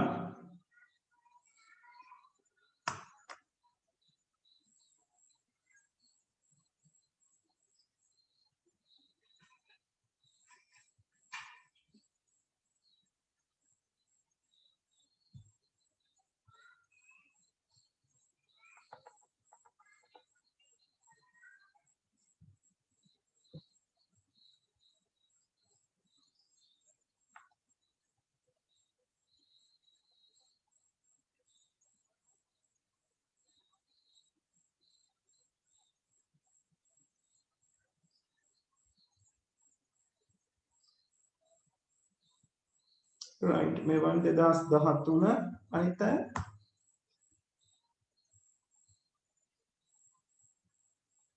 ඉසුරු ඉන්දුවරි ඉසුරු 2014 හරි.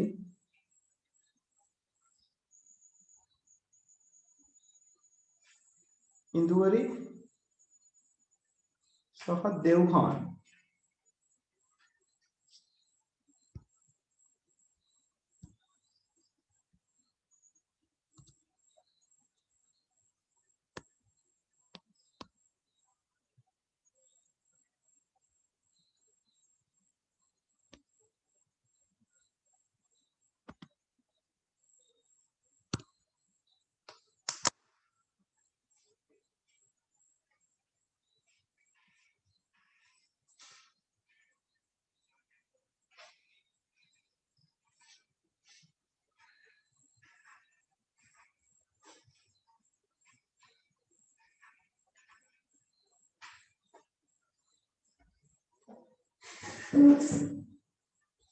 right තව විනාඩි 5කින් මම 2013 ප්‍රශ්නේ මාකින් ස්කීම් එක දානවා. එතකොට බලන්න ඕගලන්ට මොනවද මිස් වෙලා තියෙන්නේ, ලකුණු කොච්චර ආවද කොහොමද කියන එක.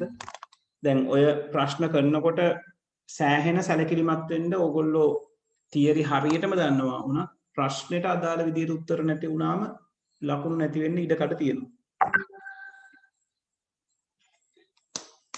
right හර්ෂණීගේ උත්තරය ආව 2015 B පාර්ට් එකට. බලමු.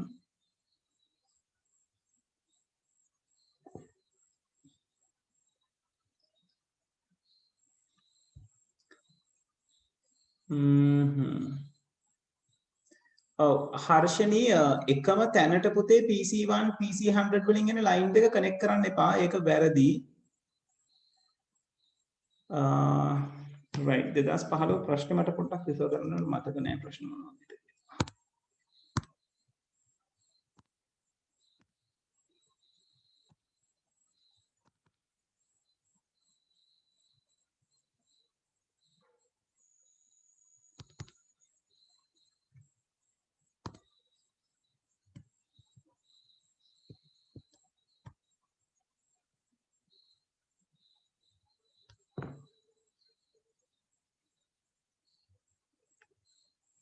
right okay 100 computers තියෙන එක නේද?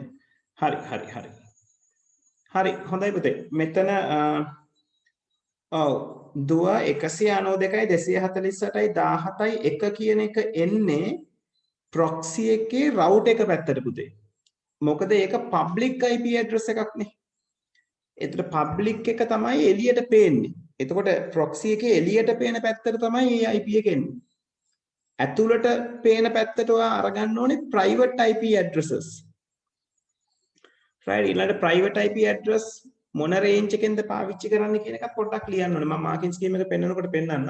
එතකොට correct කරගන්න කොහොමද කියලා. right අනිත් ටික okay. අර switch එකට PC1 PC100 එකතු කරන්න එපා. හරි හෙට්ටිආරච්චි 2014 ඔව් OSI layer එක හරි topologies ටිකත් හරි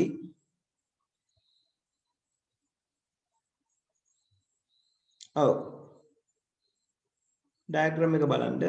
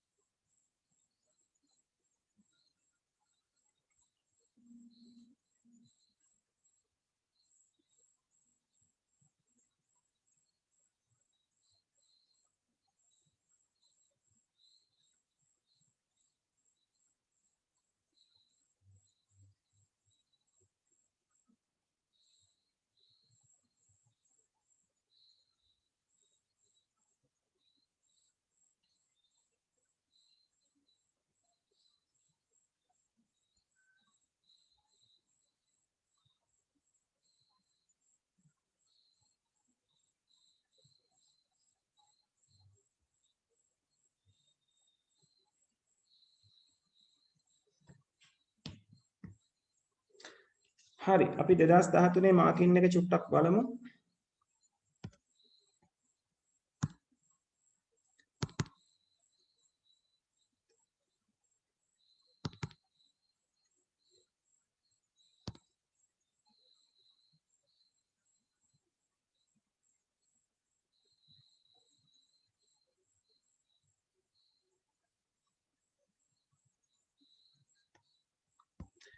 හරි මේ තියෙන දෙවෙනි ප්‍රශ්නේ ISDN ADSL ගැන තියෙන ඒවායින් ඔයගලට තියෙන ADSL කියන පාර්ට් එක විතරයි. ISDN කියන එක දැන් ඔයගලන්ගේ සිලබස් එකේ නැහැ. නමුත් පොඩ්ඩක් මේක මෙතනින් දැනගෙන ඉන්නට කමක් නැහැ. මේ පොයින්ට්ස් ටික මතක තියාගන්න බලන්න. මොකද සමහර ලාවට පේපර් එකේ ඔය පහුගිය දේවල් නිකන් ඔහේ ත්‍රෝ කරලා දාන අවස්ථාවල් තියෙනවා. රයිට් ඒක නිසා ADSL තමයි හොඳ ISDN කියන එක පරණ ටෙක්නොලොජි එක. රයිට් එතකොට ස්පීඩ් එක පැත්තෙන් ගත්තම අප්ලෝඩ් and download කියන ඒවා same ADSL එකෙන් ගත්තම faster download speed than the upload speed කියන එක තියෙනවා. connectivity ගත්තම ISDN එක end to end ඒ කියන්නේ sender and receiver අතර ADSL එක point to point ඒ කියන්නේ sender and receiver අතර තව lines කීපයක් තිබුණොත් අද කියන්නේ උදාහරණයක් විදිහට sender එකේ ඉඳලා එක router එකකට ඇවිල්ලා තව router එකකට ඇවිල්ලා නම් ඔයා ගාවට එන්නේ point to point වෙන්නේ ඔයාට එන්නේ ඔයා ළඟම තියෙන router එකේ right ISDN වල එහෙම බෑ කෙලින්ම තනි cable එකකින් connect වෙන්න ඕනේ sender and receiver right ඒකයි අපි end to end කියලා කතා කරන්නේ ISDN වල multiple access තිබුණා ADSL වල single access කියලා අපි කියන්නේ ඒ කියන්නේ multiple access කියලා කියන්නේ එකම අවස්ථාවේ කීප දෙනෙක් එක භාවිතා කරනවා ADSL වල වෙන් වෙච්ච channels තියෙනවා කෙනාට එක බැගින් වෙන් වෙච්ච ඒවා ISDN වල එකම අවස්ථාවේ එකම පාර කීප දෙනෙක් පාවිච්චි කිරීමක්. ඒතර ඒකේ traffic එක වැඩි වෙනවා. ISDN එක synchronous ADSL එක asynchronous සමමිතිකයි අසමමිතිකයි කියලා අපි කතා කරනවා. right ISDN එකේ low speed data ADSL වල high speed data විදිහට කතා කරන්න පුළුවන්. signal type දෙන්නම digital communication වලට තමයි data and voice කියන දෙකටම පාවිච්චි කරේ. right ISDN තියෙන කාලේ තමයි අපි කතා බහ කරන්නේ අර ඉන්ටර්නෙට් යන වෙලාවට calls ගන්න බෑ calls ගන්න වෙලාවට ඉන්ටර්නෙට් යන්න බෑ කියන තත්ත්වෙන් ඔය ISDN කියන concept එකේ තමයි. right ඔතන පහළ ISDN ගැන කතා කරලා තියෙනවා integrated service digital network ඒවා ඒ තරම්ම ලොකුම විදිහට follow කරන්න උවමනා නැහැ. ඊළඟට CDMA GSM දැන් ඔයගලන්ගේ syllabus එකේ නැහැ. නමුත් ඒක පොඩ්ඩක් අපිට ඕනනම් හිතලා ලියන්න පුළුවන් මොකද CDMA කියන එක එන්නේ GSM වලට පස්සේ.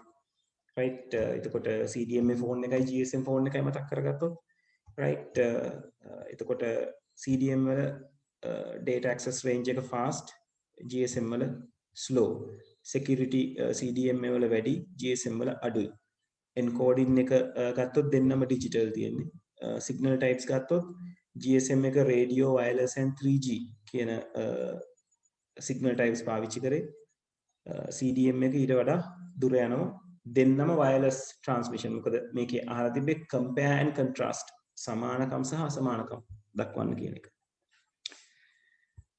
right ඊළඟට web server mail server proxy and DHCP වල main functions ටික අහලා තිබ්බා right ඒතර web server එකේ main function එක web pages serve කරන එක right කාටද දෙන්නේ client computers වලට ඒ කියන්නේ යාගෙන් සේවාව ලබා ගන්න කට්ටියට mail server එක පාවිච්චි කරනවා email ගබඩා කරලා තියාගෙන email facility එක client computers වලට දෙන්න proxy server එක පාවිච්චි කරනවා විදි කීපයකට එකක් allow a local network to access the internet through a single public IP address එක IP address එකක් හරහා මුළු network එකටම අන්තර්ජාල පහසුකම ලබා දෙන්න proxy එක පාවිච්චි කරනවා ඒ වගේම මෙතනට තව එකතු කරන්න පුළුවන් අතරමැදියෙක් විදියට ක්‍රියා කරනවා කියන එකත් හරි ගන්න පුළුවන් networks දෙකක් අතරමැදියෙක් විදියට ක්‍රියා කරනවා කියන එක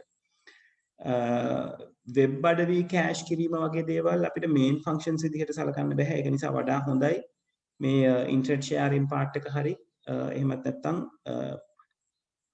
ඔය අපි කතා කරපු අතරමැදියෙක් විදියට වැඩ කරනවා කියන part එක ගැන හරි කතා කරන්න පුළුවන් DHCP server එකක් කියන්නේ සරලවම IP addresses dynamically assign කරන තවත් එක computer එකකට ඒක network එකට සම්බන්ධ වෙලා තියෙන්න ඕනේ එතකොට තමයි network එකේ ඉන්න අනිත් host වලට DHCP ගෙන් request එකක් කරන්න පුළුවන් වෙන්නේ එයාට IP address එකක් වුවමනා වෙන අවස්ථාවට right diagram එක දීලා තිබුණේ networks දෙකක් හදන්න කියලා සහ ඕගලන්ට ප්‍රශ්නේ සීමා කරලා තිබ්බ devices ටික මේ ප්‍රශ්නේ. නේද? switches දෙකයි ඊළඟට computers 10යි right web server එකක් mail server එකක් තියෙනවා කියලා තිබුණා. එතකොට එතනදී මුලින්ම කියලා තිබුණා computers 10ට IP addresses ගතිකව ලබා දෙනවා කියලා තියෙන්නේ. ඒක නිසා පැහැදිලිවම ස්විච් එකට අදාළව තියෙන අනිත් කොටසට ඒ කියන්නේ ස්විච් එකට සම්බන්ධ වෙලා ඉන්න computers 10 හැරුණම DHCP server එකත් සම්බන්ධ වෙන්න ඕනේ පළවෙනි ඩයග්‍රෑම් එකේ ස්විච් එකට. දෙවෙනි ඩයග්‍රෑම් එක අඳින්න කියලා කිව්වේ ඉන්ටර්නෙට් අරගන්න විදිය වෙනම අඳින්න කියලා තිබ්බා. දැන් මෙතනදී ඕගලන්ට රවුටර් එකක් ගැන සඳහන් වෙලා නැහැනේ. ඒක නිසා රවුටර් එක අඳින්න යන්න එපා. මොකද මේකේ කියලා තියෙනවා devices කීපයකට මොනවාද හිර වෙන්න කියලා, කොටු වෙන්න කියලා. හරිද? ඒතකොට ස්විච් එකට කෙලින්ම ඉන්ටර්නෙට් අරගන්න පුළුවන්. අරගෙන වෙබ් සර්වර්, ඊමේල් සර්වර් ඒ ස්විච් එකට සම්බන්ධ කරන්න පුළුවන්. තවත් කම්පියුටර්ස් දෙකක්, වෙබ් සර්වර් එකක්, ඊමේල් සර්වර් එකක් කියන්නේ. ඒතර මෙතන ඉන්ටර්නෙට් සම්බන්ධ කිරීමෙත් තමයි වැරද්ද කරගෙන තියෙන්නේ. වැරද්ද කියලා කියන්නේ ඒක මේගොල්ලෝ assume කරලා තියෙනවා, උපකල්පනය කරලා තියෙනවා. රවුටර් එක ඉන්ටර්නෙට් ක්ලවුඩ් එක ඇතුලේ තියෙනවා කියන එක. ඊට පස්සේ ඔය ප්‍රශ්නේ පැහැදිලිව කියලා තියෙනවා. proxy එක සම්බන්ධ කරලා නැත්නම් proxy එකක් භාවිතා කරලා මේ සම්බන්ධ දෙක නැත්නම් මේ networks දෙක සම්බන්ධ කරන්න කියලා. එතකොට පැහැදිලිවම proxy එකේ arms දෙක තමයි දෙපැත්තෙන් networks දෙක අල්ලගෙන ඉන්නේ. ඒ කියන්නේ switches දෙක අල්ලගෙන ඉන්නේ. right? එතකොට පැහැදිලිවම මේක ඒ ආකාරයෙන් ඇඳලා පෙන්වන්න ඕනේ. එහෙම තිබ්බොත් තමයි ලකුණු හම්බෙලා තියෙන්නේ. එතකොට මේකේ හම්බෙච්ච ලකුණු portion එකක් පොඩ්ඩක් ඔයගොල්ලෝ ඔලුවට දාගන්න. දැන් පළවෙනි කොටසට ලකුණු දීලා තියෙනවා 2ක්. මොකද ඒගොල්ලෝ කරුණු 2 ගානේ අහලා තියෙන නිසා. ඊළඟට දෙවෙනි කොටසට ඒ වල දෙවෙනි පාර්ට් එකටත් ලකුණු 2ක් දීලා තියෙනවා. තුන්වෙනි පාර්ට් එකේ B පාර්ට් එකේ පාර්ට්ස් 4ට එක ලකුණ ගානේ දීලා තියෙනවා විස්තර කරනකොට. ඒතකොට ඒ කියන්නේ ලකුණු 6ක් ඉවරයි. right 6ක් නෙමෙයි 8ක් ඉවරයි. ඉතිරි ලකුණු 7 තමයි ඩයග්‍රෑම් එකට දීලා තියෙන්නේ. එතකොට වෙන වෙනම ඇඳපු කොටස් දෙකට ලකුණු 2 දීලා තියෙනවා. කම්බයින් කරලා ඇඳපු කොටසට ලකුණු 3ක් වෙනම දීලා තියෙනවා. එහෙනම් තමයි 15 හැදෙන්නේ. right මම 2014 ප්‍රශ්නෙත් පොඩ්ඩක් කතා කරන්නම්.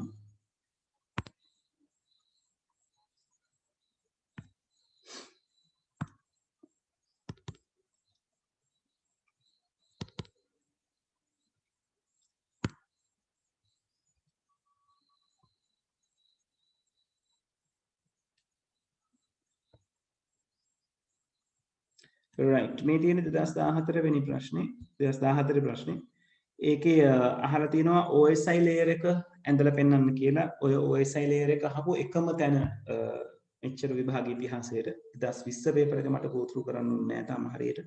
ඒකේ තියෙනවද නැද්ද කියලා මීට නැහැ. 2019 වෙනකන් OSI model එක අහපු පළවෙනි සහ අන්තිමව තමයි මට මතක විදිහට. ඒතර මේක session layers ටික මතක තියාගන්න ලේසි. අර ඔයගොල්ලන්ට තියෙනවා පොඩි වාක්‍යයක් කටපාඩම් කරගන්න නේද? දෙපැත්තකට කියන්න පුළුවන්. All people seems to need data processing කියලා කියන්න පුළුවන්. Please do not throw sausage pizza away කියන එක පාවිච්චි කරන්න පුළුවන්. right කොහොම හරි application ඊළඟට presentation session transport network data link and physical ඒක හරියට ඇඳලා තියෙනවට ලකුණු 3ක් දීලා තියෙනවා. ඊළඟට අහලා තියෙනවා අර මොනවාද මැසේජ් එකක් එවලා තියෙනවා ෆෝන් එකට ස්පෑම් ඊමේල් එක ගැන 10 තිබුණා මතක නැහැ සිනාරියෝ කොහොමද තිබෙලා බලන්න.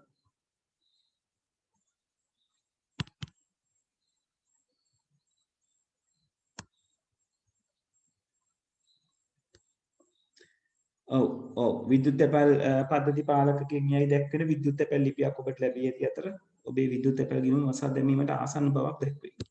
ඔබේ විද්‍යුත් තැපැල් ගිණුමට තවදුරටත් පවත්වාගෙන යාමට අවශ්‍ය නම් විද්‍යුත් තැපැල් ලිපියේ දැක්වෙන සංධානයක් මත ක්ලික් කර ඔබේ වර්තමාන පරිශීලක නාමය හා මුරපතේ ඇතුළත් කරන ලෙස ඉල්ලා ඇත. මෙම ඉල්ලීමට අවනත වීම නිසා ආරක්ෂාවට ඇති විය හැකි ප්‍රධාන තර්ජනය. මේක අවනත වෙනවා කියන්නේ මේක කරනවා. මේක කරනවත් එක්කම එන ආරක්ෂාවට තියෙන ප්‍රධානම තර්ජනය තමයි මේක ෆිෂින් ඇටැක් එකක් වුණොත් ඒ කියන්නේ අර අව්‍යාජ එකක් විදිහට පෙනී සිටින්න පෙනී ඉඳලා ඒ කියන්නේ අපිට හොරෙක් කියලා තේරෙන්නේ නැහැ. දැන් මේ කියන தത്വයට අදාළව සිද්ධ වෙන්නේ අපිට ඊමේල් එකක් ආවම අපි කලබල වෙනවා. රයිට් අපේ ඊමේල් account එකට මොකක් හරි ගැටලුවක් මේක මෙහෙම මේ ක්ලෝස් කරන්න හදන්නේ. ඒක නිසා ක්ලික් කරලා කොහොම හරි මගේ account එක රැක ගන්න ඕනේ කියන එක. නමුත් එතන වැඩි දුරට කල්පනා කරොත් ඒකේ එන්න පුළුවන් ලොකුම හානිය තමයි ඔයාගේ username password මේක phishing attack එකක් වුණොත් username password කියන එක වෙන කෙනෙක් සතු වෙන්න පුළුවන්. හරිද? වෙන කෙනෙක් සතු වෙනවා කියලා කියන්නේ username password කියන දේවල් වෙන්න පුළුවන් අනිසි ප්‍රතිඵල සහ විපාක ප්‍රතිඵල ගොඩාක් තියෙනවා. නේද? ක්‍රෙඩිට් කාඩ් සම්බන්ධයෙන් තොරතුරු තියෙනවා නම් මෙතන ඒ ඩීටේල් යන්න පුළුවන්. ඔයාගේ account එක change වෙන්න පුළුවන්. right? ඊළඟට account එකට ආයි access නැති කරගන්න පුළුවන්. ඒ කියන්නේ එයා ගිහිල්ලා password change කරොත් එහෙම අපි දන්නේ නැහැ මොන password එක දෙන්නේ කියලා. right? එහෙම සිද්ධ වෙන්න පුළුවන්.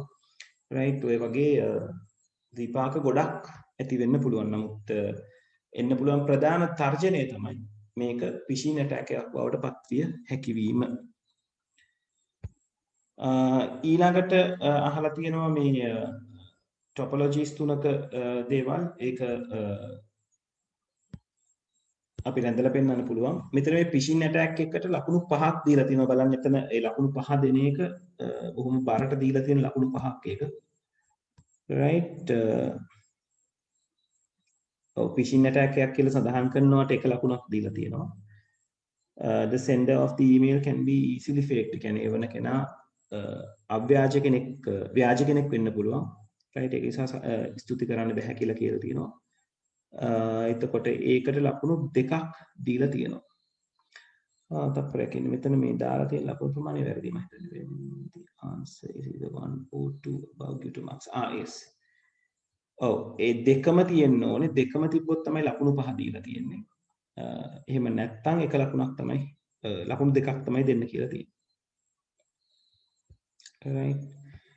ඊළඟට topologies ටික වෙන වෙනම පෙන්නලා තියෙනවා. එක හරි එකට එක ලකුණ ගානේ අපිට යන්න පුළුවන්. D part එක අහලා තියෙන්නේ RTT එක ගැන. ඔව් ඒක කවුරුත් හදලා ඉවලා තිබුණ නෑ මට. මම මේක පොඩ්ඩක් හදලා පෙන්නන්නම් ඔයගලන්ට. මේක මේ network ප්‍රශ්නයක් නෙවෙයි. මෙතන මේ එකම තේරෙන්නේ නැති එකම දේ වෙන්න පුළුවන් වෙන්නේ ඔයගලන්ගේ මේ round trip time කියන එක. තත්පරයක් ඉන්න මම ඒක හදලා පෙන්නන්නම් මෙතන. අපි paper එක කොම් මෙතනට.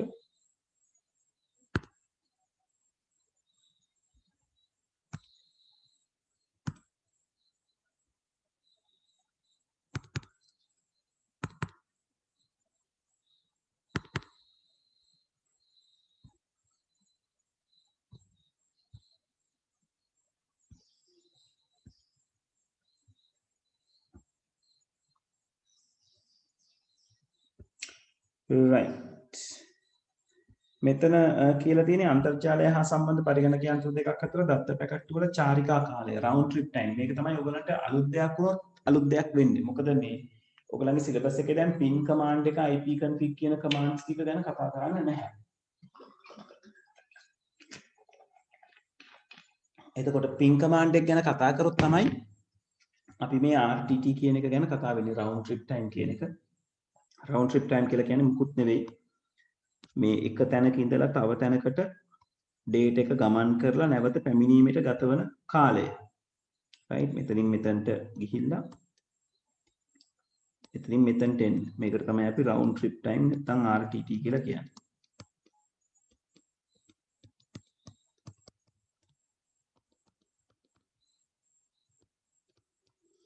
right? එතකොට මේ ප්‍රශ්නේ කියලා තියෙන්නේ x සහ y කියලා ස්ථාන දෙකක් තියෙනවා.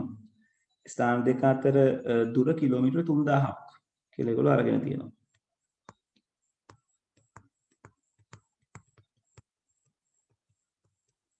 right.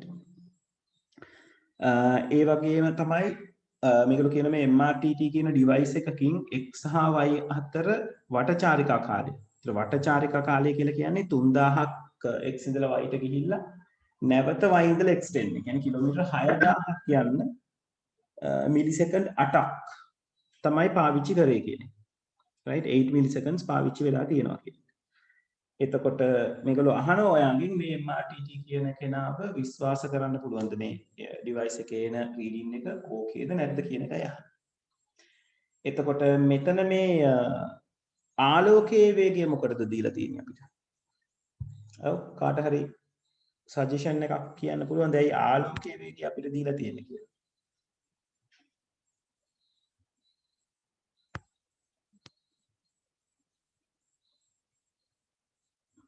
ඔව් කාට හරි හේතුවක් දක්වන්න පුළුවන්ද? ඇයි ආලෝකයේ වේගය අපිට තියෙන්නේ කියලා?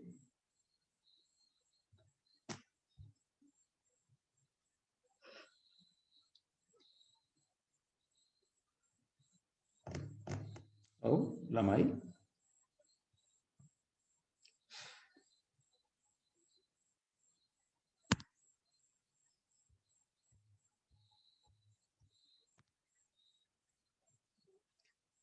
අපිට මාධ්‍ය විදිහට ගත්තම දත්ත සංනිවේදනයට අදාළ මාධ්‍ය විදිහට ගත්තම අපිට තියෙන මාධ්‍ය වලින් data අරගෙන යන data උපරිම වේගයෙන් අරගෙන යන එක්කෙනා ඉන්නේ. ඒ තමයි ආලෝකයේ වේගයෙන් data අරගෙන යන fiber network එකක් නිසා. yes හරිම වань. ඒක තමයි උත්තරේ. right fiber එකක් නිසා. එතකොට ඒ කියන්නේ මේ ආලෝකයේ උපරිම වේගය දීලා තියෙන්නේ අපිට දත්ත අරගෙන යන්න පුළුවන් උපරිම වේගය මේක. මොකද ෆයිබර් ඔප්ටික් එකක දත්ත ටික ආලෝකය හරහා තමයි අරගෙන යන්නේ. ඒත් ඒක නිසා වේගයෙන්ම දත්තයක් සම්ප්‍රේෂණය වෙන්න පුළුවන් වේගය තමයි ඔය දීලා තියෙන්නේ. ඒත් ඕගලන්ට කියනවා මේ ඩිවයිස් එක නිවැරදිද? ඒ කියන්නේ හරි රීඩින් එකක්ද දෙන්නේ නැති රීඩින් එකක්ද දෙන්නේ කියලා හොයන්න කියලා. ඉතින් ඔයාලට මේක කරන්න පුළුවන් ක්‍රම කීපයක් තියෙනවා. මේකට උවමනා වෙන සමීකරණය තමයි ඔයගොල්ලෝ 10 වසරේදී වේගය සම්බන්ධයෙන් ඉගෙන ගත්ත සමීකරණය. වේගය සමානයි දුර බෙදීම කාලය කියන එක.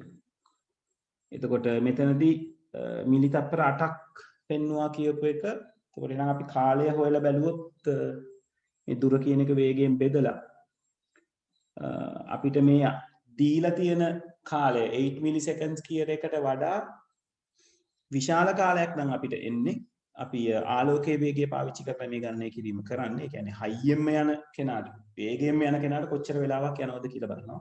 ඒතර එයාට වඩා අඩු කාලයක් නම් වාර්තා වෙලා තියෙන MRTT එකේ. එහෙමත් නැත්නම් ඒ අදාළ කාලය නම් මේ ඩිවයිස් එක විශ්වාසවන්තයි කියලා අපිට ගන්න පුළුවන්. එහෙම නෙවෙයි නම් ඒක අවිශ්වාසවන්තයි කියලා තමයි අපිට ගන්න වෙන්නේ. ඒතර මෙතනදී අපි වේගය කියන එකට ආලෝකයේ වේගය දානවා. මොකද වේගෙන්ම යන කෙනාට කොච්චර වෙලාවක් යනවද කියලා බලන්න.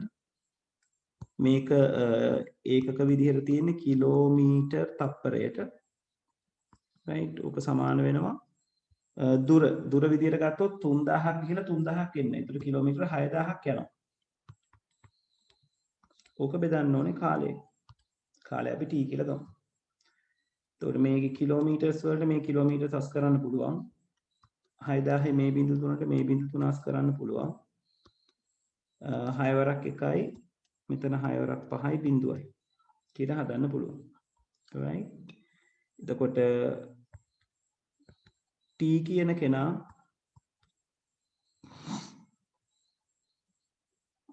ඔයගලන්ට හම්බෙනවා 1/50ක් t යුක්ත කරාම නේද? t යුක්ත කරනවා කියලා කියන්නේ මොකද්ද? මේකට හරස් කුණිතය දාන්න පුළුවන් නේද? මෙයාව මේ පැත්තට ගෙනියන්න පුළුවන්.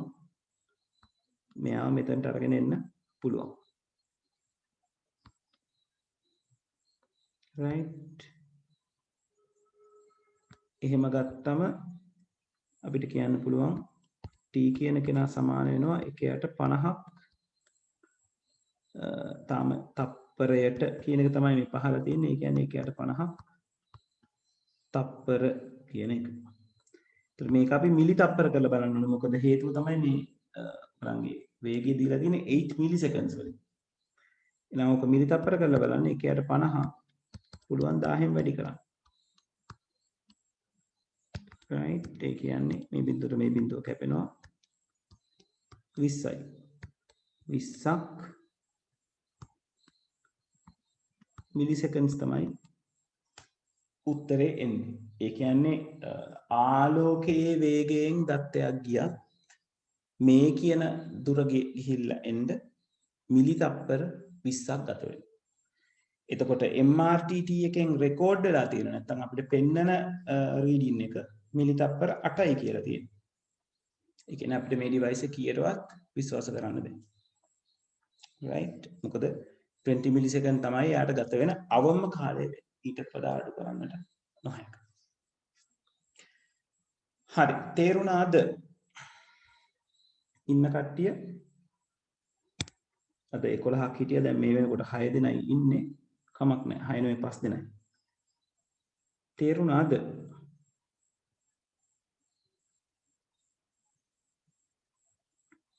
right okay අනිත් කට්ටිය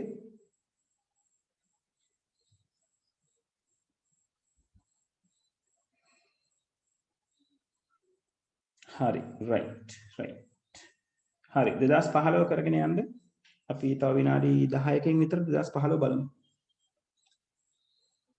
15 ඉවරයි 16ට යන්න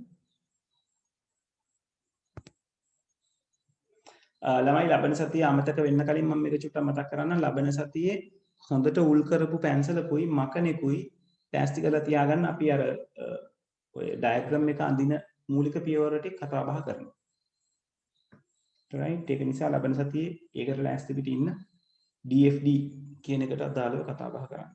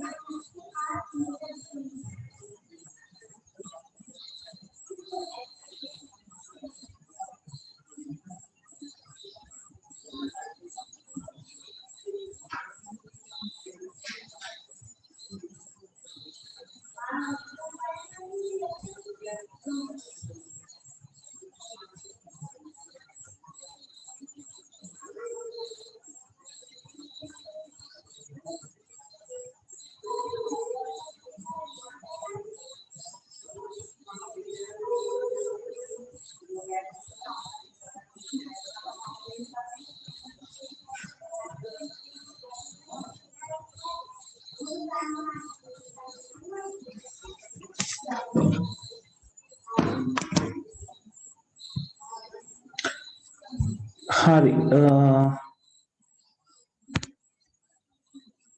right. හරි ඉන්න 4 දෙනා මට චුට්ටක් කියන්න කීවෙනි ගානද පුතේ හදාගෙන යන්නේ කියලා.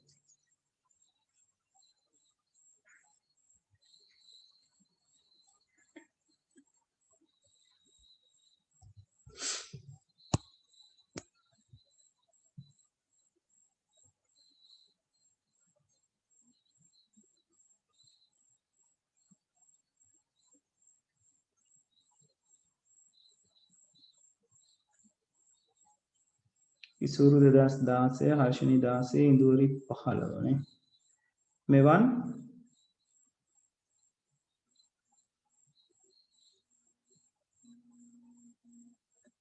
මෙවන් 15 කරගෙන යන්නේ right okay.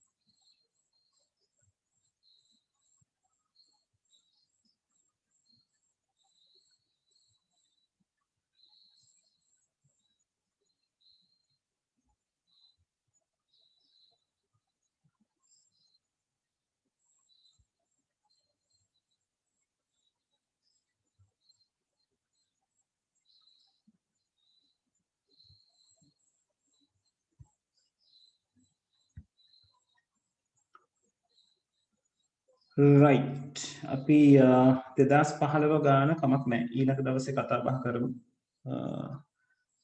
දැන් 4 දෙනා ඉන්නේ නේද ඔය 4 දෙනා ඔය ගන්න කරගෙන යන එක සෑහෙනවා වටිනවා right අනිත් කට්ටිය ඇයිද ඩිස්කනෙක්ට් වෙන්නේ කියලා මට එහෙම ලොකු අයිඩියා එකක් නැහැ so මම හිතන්නේ සාමාන්‍යයෙන් උමනාව තියෙන කෙනා නැවතිලා වැඩේ කරගන්නවා කියන එක සමහරලාට මොන හරි ටෙක්නිකල් ප්‍රශ්න නිසා ඩිස්කනෙක්ට් වුණාද දන්නේ නැහැ මම සෙෂන් එක කොහොමද රෙකෝඩ් වෙන්න දාලා තියෙන සෙෂන් එක පුරුදු විදියට වෙබ්සයිට් එකට වැටෙනවා බලමු කොහොමද කියලා. එතකොට ඊළඟ සතියේ ඔයගොල්ලෝ ලෑස්ති පිට ඉන්න DFD අඳින එක ගැන කෙටියෙන් කතා කරනවා. මුල් ටික අපි කතා බහ කරනවා.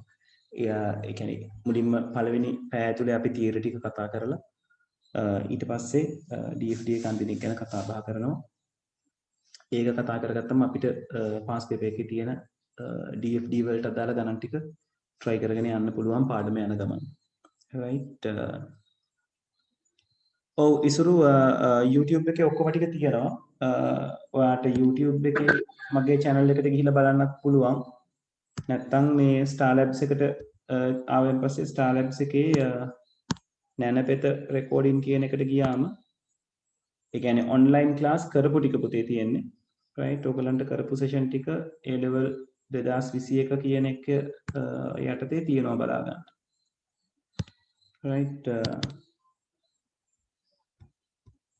starlabs.lk කියන එකට ඇවිල්ලා මෙතන lesson recording වලින් නැනපත recording කියන එක තෝරන්න.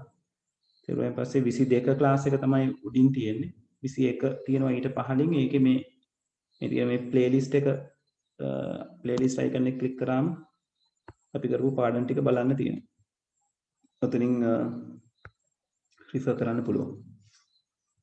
right. ඊට අද ඒකත් හෙට උදේ වෙනකොට වැටලා තියෙවි. කට්ටියට බලන්න පුළුවන් refer කරගන්න. right. හරි එහෙනම් අතරමං session එක මෙතනින් නතර කරනවා. අපි හිතමු ඉක්මනට අපිට physical class එකේදී හම්බෙන්න පුළුවන් වෙයි කියලා. එතකොට වැඩ ටිකක් වැඩිපුර කරගන්න පුළුවන් අපිට. right. හරි එහෙනම් හැමෝටම good night. මම දැනට මෙතනින් නතර කරනවා පාඩම. right. right okay good night එහෙනම් හැමෝටම